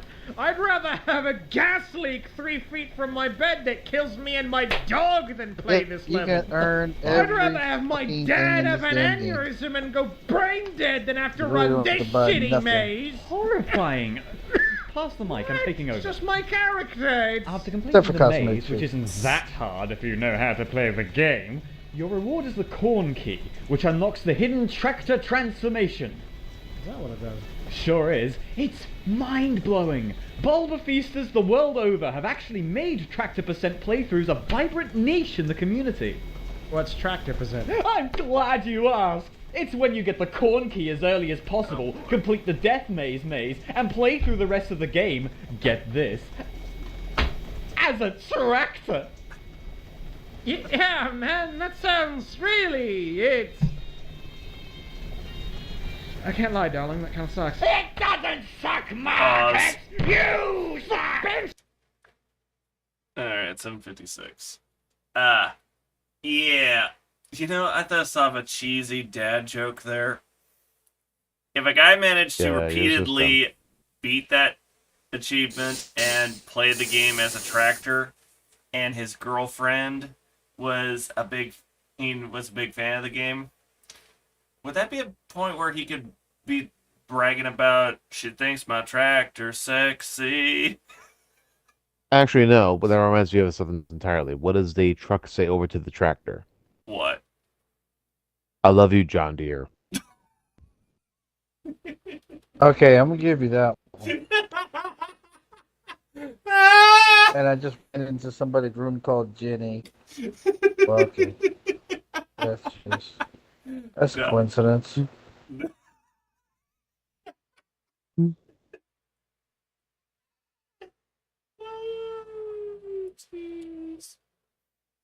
And also, Marianne, what's on their computer screen as well, especially Age of Empires and Morrowind in that exact order. Well, speaking of vampires, When I was before and during high school, the Age of Empires was my niche and thoroughly enjoyed the game amongst many others. If there's one game you could play for all eternity without ever getting bored of it, it'll be that. Especially with all the randomized matches and difficulty adjustments. When I was in high school, I ended up doing a bunch of Command and Conquer, as well as Warcraft 3 and the 5th Wing Commander game, otherwise known as Prophecy. My introduction into that franchise. Mm-hmm. With that, we're pressed time. Let us play. Gotcha. Alright, 3, 2, 1, go. See, there's tons of cool secrets in Bimbop's Big Break. If you get all 80 potatoes, Slungus the Sleutherer unlocks a secret area in Bubbling Gum's Cove. Do you know anyone who knows that? You? I thought not. So... okay, can you do anything there? Where? In the Bubbling Gum Cave. Yeah! You can discover and gaze upon the hidden Golden Turnip Unlockable. Oh, that's... Golden Turnip. Wait, gaze at? You get to, like, collect it, right? No. This section wasn't finished before the game released, but it's really cool that there's something there. I guess. Is there anything else? Maybe something more exciting? Marcus, if the Golden Turnip can't get you excited, you are truly lost. Right so. Or unless... well, there is one other really cool secret in the game. Oh yeah? If you enter into Bimbop's farmhouse after defeating Super Slungus, you know, the Sleutherer's third form. Right. And I got a 5-second ad. Let's hit it. Our reality has been changed. Odd coincidence. And I skipped it. You get access to Super Slungus's FBI case file. Oh, hell yeah! Now we're talking! Crimes! This is the dark and gritty secret we're looking for! Marcus, Will we find pictures of real bodies in those case files? This game was the game designer's sick admission to their underground crimes. A glimpse into the true world and its horrid nature. Yeah. Maybe he's got a dead wife who he killed! Marcus? Yeah? No.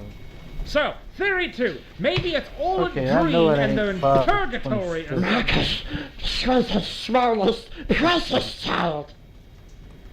The case files unlock is a model viewer. You just called a Slungus golem. has the files on everyone. Who does In-game, that? It's their models. Exactly. A model viewer. Oh. So, Little kitten, how know the how secret? could you do such a... Well, process. If you press the D-pad in a certain order, up, up, down, down, Yes, yes. you unlock the That secret was texture viewer. pretty darn good. Yeah, you can see all the different textures. Dirt texture 1, dirt texture 2, grass, Okay, as disgustingly, tooth-softeningly adorable as this expert dissertation is, I think we need another spin on this. Hold on. What do you mean? Oh, that's good. Keep the energy. Just making a note, edit me, and like I'm gonna go super, like it's badass. What are you talking about? Wait, what? Foolish mortals, I am the gamer genie. Oh. I see you are dumbstruck by my power. I have made Ultimate you play cosmic this power. game. None may command the gamer genie. You must quest. Gamer Genie will now go on a tangent about how soggy cereal is always better. Oh. Please exercise the genie. Please stop calling Bim Bob shit. And let's just play Gmod or something. I am about to die. Hey, I'm not shitting on it for real. I'm Playing up my nitpicks for comedy. To be fair, calling it shitty over and over again isn't a nitpick. I'm just acting, darling. Acting. I do not understand why you would beset me with genie. Alright, I get you. So, this character is called the Gamer Genie, right? Marcus, that's not... Wait, hold up. So, he's like magic and grand squishies, but he makes you play shitty games. Oh, but Bim Bob good. It's a good game. Ah, come on, hold on. We have another character. More pain? Hey! Hey, come here! Hey, let me introduce. Here he comes!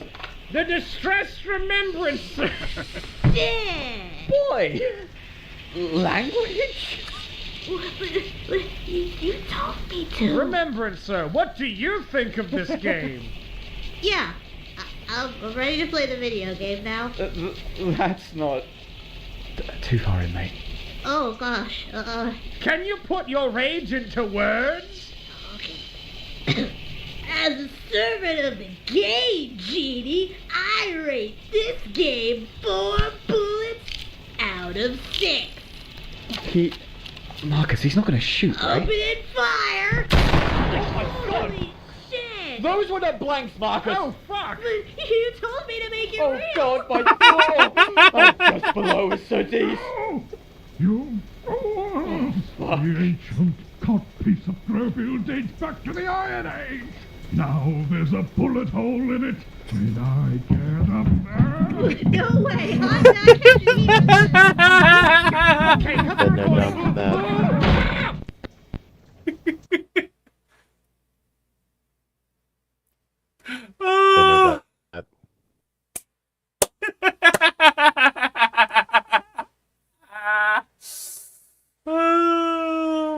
Priceless. Alright, is there anything at the end of this one, or since I need to start asking the question? There is one more video, and you're going to slightly push hours of this one, but it's another tabletop game that is fit for your interest, of all things. Okay. I hope you sent it via Discord so I can actually type it in easily.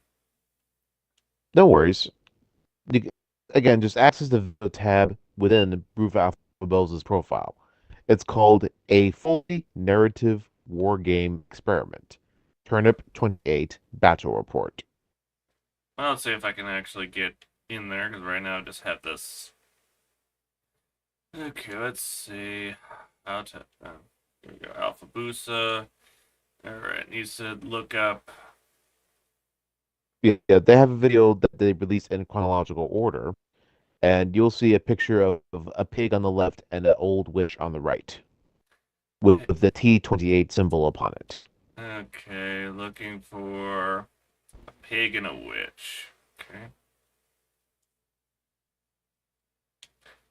Okay, not enough for you. Oh, chronological order. Okay. That's the For You tab. Just go down past the Half-Life Zero viscosity. Okay, looking for the chronological order, and I'm not seeing a pig and a witch. No, not Hunter the Parenting. It's something else entirely. Go downward. Okay. Videos. Welcome back. Yep, and just go left from there. To the right, you mean? And looking for a pig and a witch. Sounds like a Monty Pig on Python the left, skit. witch on the right. Okay, and look for anything that matches that description. You just skipped over it. Okay. And since you're a few seconds back, this is going to be a little interesting to try and track. Yeah. Your Twitch stream is 8 seconds behind whatever it is I'm viewing. So. Oh, fully narrative battle report T28. Yes. All right, starting it up.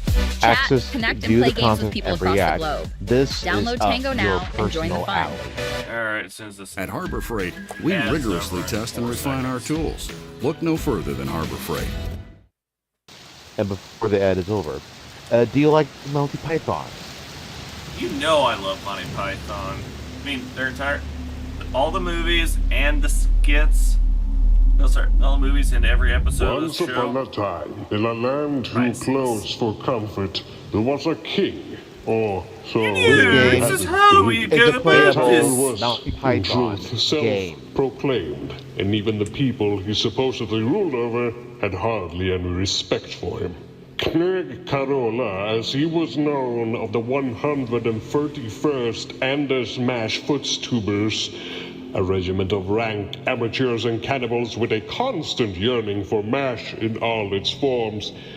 Their one claim to fame is an old fortress they managed to pilfer and guard as their own upon a small molehill, one they now call Anders Mountain, after the alleged god Anders whom cracked its head on a rock. One pestilent afternoon, another foul regiment, the 71st Phlogiston Hag Babies, suddenly stood outside the castle walls, hollering something to the would-be king. Remove the fort! What was that? Remove the fort! Remove... Never! My fort, my kingdom, I will never yield it to the likes of you! No! I don't want it!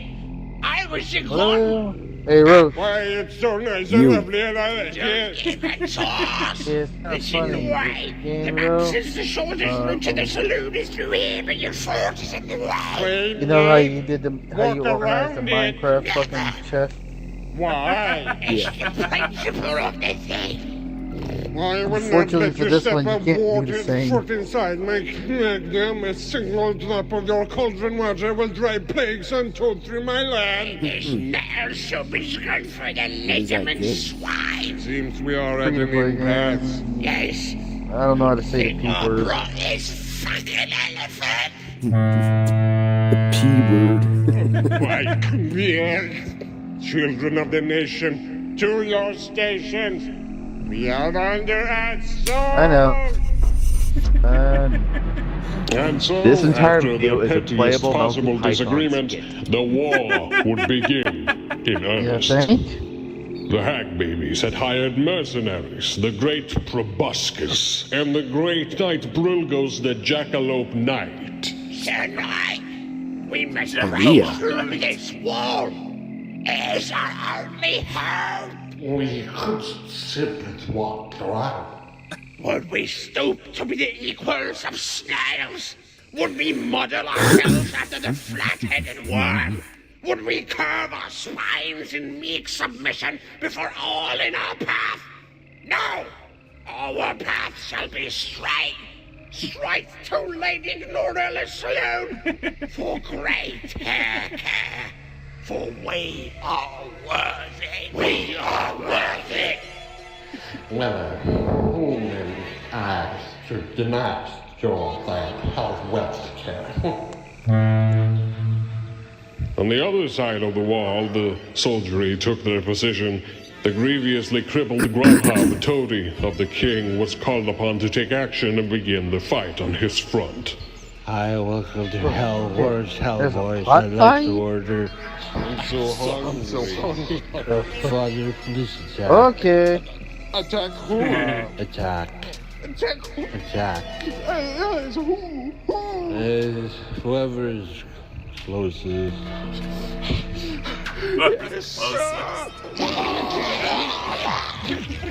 The lethargic Grubhub, not able to make any sensical strategical pronouncements, had the farthest of ripping each other apart and consuming the flesh of the previous brothers in arms with insane vigor, until only one individual stood. Mushroom Man. I am chosen. I am bearer of the holy name. His confidence was not pleasant, Zach. They are but candles to be blown out.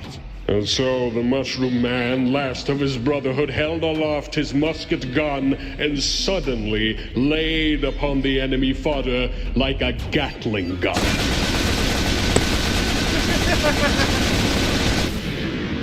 It is finished. With a musket. What are you thinking, Rip Van Winkle? And swallowed my fodder in one fell swoop. Why is this sudden burst of I am Rip Van Winkle!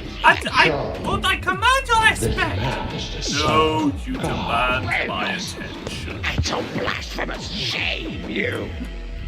Only what responding kind. Cannonus. Ready the cannon! Let loose upon the swine riders! The cannon was prepared, and the war continued. It was a battle of wills and principles, with no one willing to back down. And so it went on, with the fate of the fortress hanging in the balance.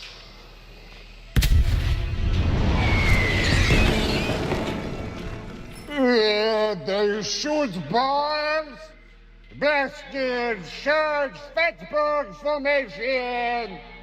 The Knurg commands the bastards to charge the elephants. The bastards try to do so, but fail. They roll 2 ones. Fail. Life moves pretty fast, but not at Freddy's. Come When that on, first they were bite getting hits, good. you can't help but slow down. Skipped it. One of the pathetic bastards gets his fingernail caught in a tank trap and dies immediately. The rest mourn his loss and do not move another inch. The fools dare sally forth from their little castle! Bring us! Prevent them! Verily, by the will of God, it shall be done. The evil fucking elephant charges, losing its bowels to get an extra speed boost. The bastards, still deeply in mourning, are successfully charged. Another one of the meek bastards are crushed to paste underfoot by the great beast. The last bastard, in desperation, motivated by the complete grief of his life, hits back, knowing he no longer has anything to lose, and inflicts 2 wounds. Dun, dun, dun. Out of 8! The elephant has won. All know this. And experiencing a sudden fit of primal panic, the remaining bastard suddenly retreats, compelled by his death anxiety, leaving his Knurg behind. The beast is too strong, my Knurg! Hey, what the fuck are you doing? Get back here, kid! I want its trunk mounted on my kitchen wall! The Knurg, using his immensely powerful voice, once again commands the bastard to return to the fray. The bastard charges the final charge of his life and attacks limply. The elephant only takes 1 wound and has 5 wounds remaining. The bastard joins his kin in the mass grave.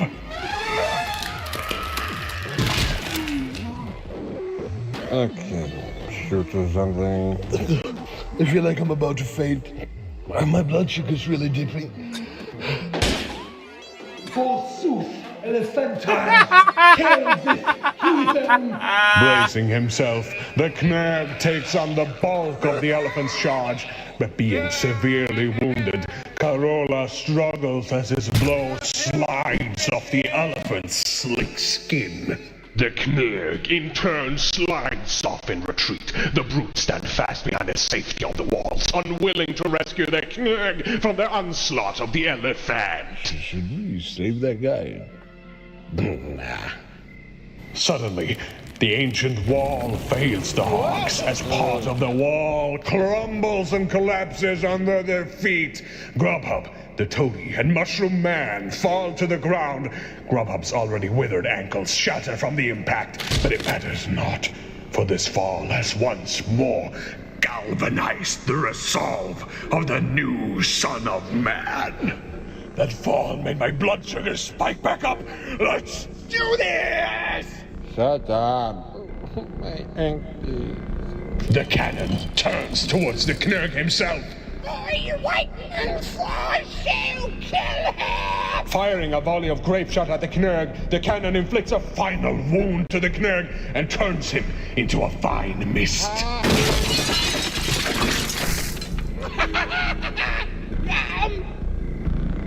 For the next step in our plan. The elephant, still on the loose despite the fact that the hags could this stage probably just go through the fort unharmed, is enraged by the visage of a mushroom next to it. Having been fed naught but death caps for the last 5 years, it's compelled to charge as he sees the closest target. Come then. The elephant attacks with its full power. 12 massive stomps, kicks, and trunk-a-dunks. Yet, out of the 12 maximum attacks, only 2 manage to hit. The Mushroom Man defies his vulnerability roll and gets double sixes, surviving the onslaught against all odds. The Mushroom Fodder retaliates, summoning all his mycelial might, and misses. Neither combatant has caused any wounds to the other, and so the melee continues. The elephant attacks again 6 times, and the Mushroom Man realizes the battle is futile. This world is already gone. What he fights for was already lost the day he took up arms. Salvation cannot come through this folly. It can only come in the catharsis of death. The elephant gets 4 hits and Mushroom Man is fucking pulped to death! Elephant. And a 30-second ad. Ads. At least we know that Blue Alphabet was getting money out of all this. True. Great content creator. This is a true story. We're working on trying to get to that level. A lot of people die level. in a lot of really weird ways. Now we're... And do you know why? Still news. Weapons And of the state. Okay. The lone Grubhub, locked in place, seeing the very death of the empire he helped build, now sees his own demise on the horizon, and he can do naught but fire his small, shitty pistol at it. He misses, much like he misses his late wife, and the elephant barrels towards him. The great proboscis approaches, stomping forth like doomsday itself to finish it all. And it fails its dangerous terrain test and steps on a rusty nail, losing its last remaining wound and dies! Grubhub lives! The animation stuff the critical in effect of hostage. The monster disappeared. Why? Hold on, we're winning! We're winning! What the fuck are you doing? The hag babies lost this skirmish. The greatest weapon failed, and the Lady Gnorilla saloon closing before the battle can conclude, Hagilda returned to her sour hole, bitterly contemplating her lack of hair care. Sore loser. The Anders Mash footstubers would remain within the fort under the new leadership of Knurg Grubhub, whose ankles would never heal. Knurg Corolla's remains would be scooped up and put into the Great Stew. The knight Brilgos would flagellate himself and start a church in dedication to the Mushroom Man, whom he was convinced died for the redemption of the folly of man. The parish now consists of 4 people, all of which have tuberculosis. The end. Good night, everyone. Wow. Turnip 28, the Monty Python of all tabletop games. Kitty.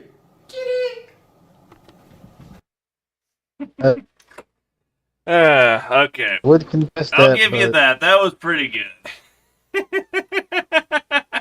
5 minutes past the stream. Not too bad, I guess. Yeah. Oh, we'll have to check that out in more detail eventually, but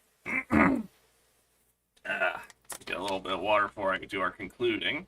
Since Roach gave me an idea. Oh. Uh-oh.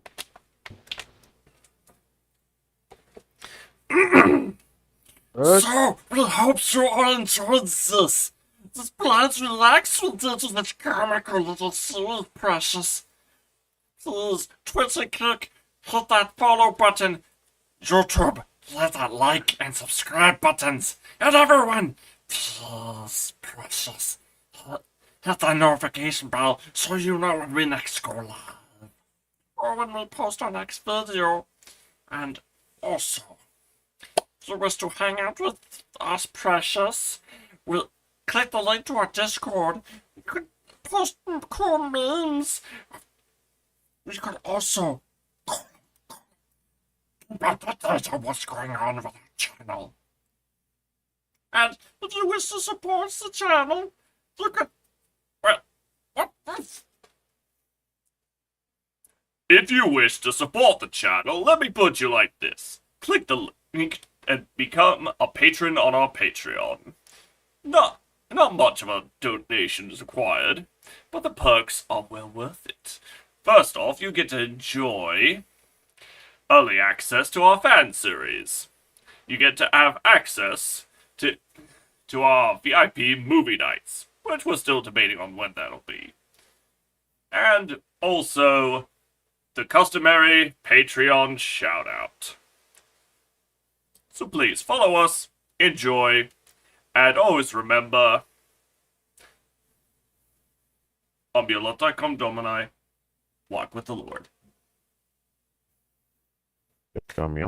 Get your sleep, folks. I hope you enjoyed the little voice acting there. It was precious.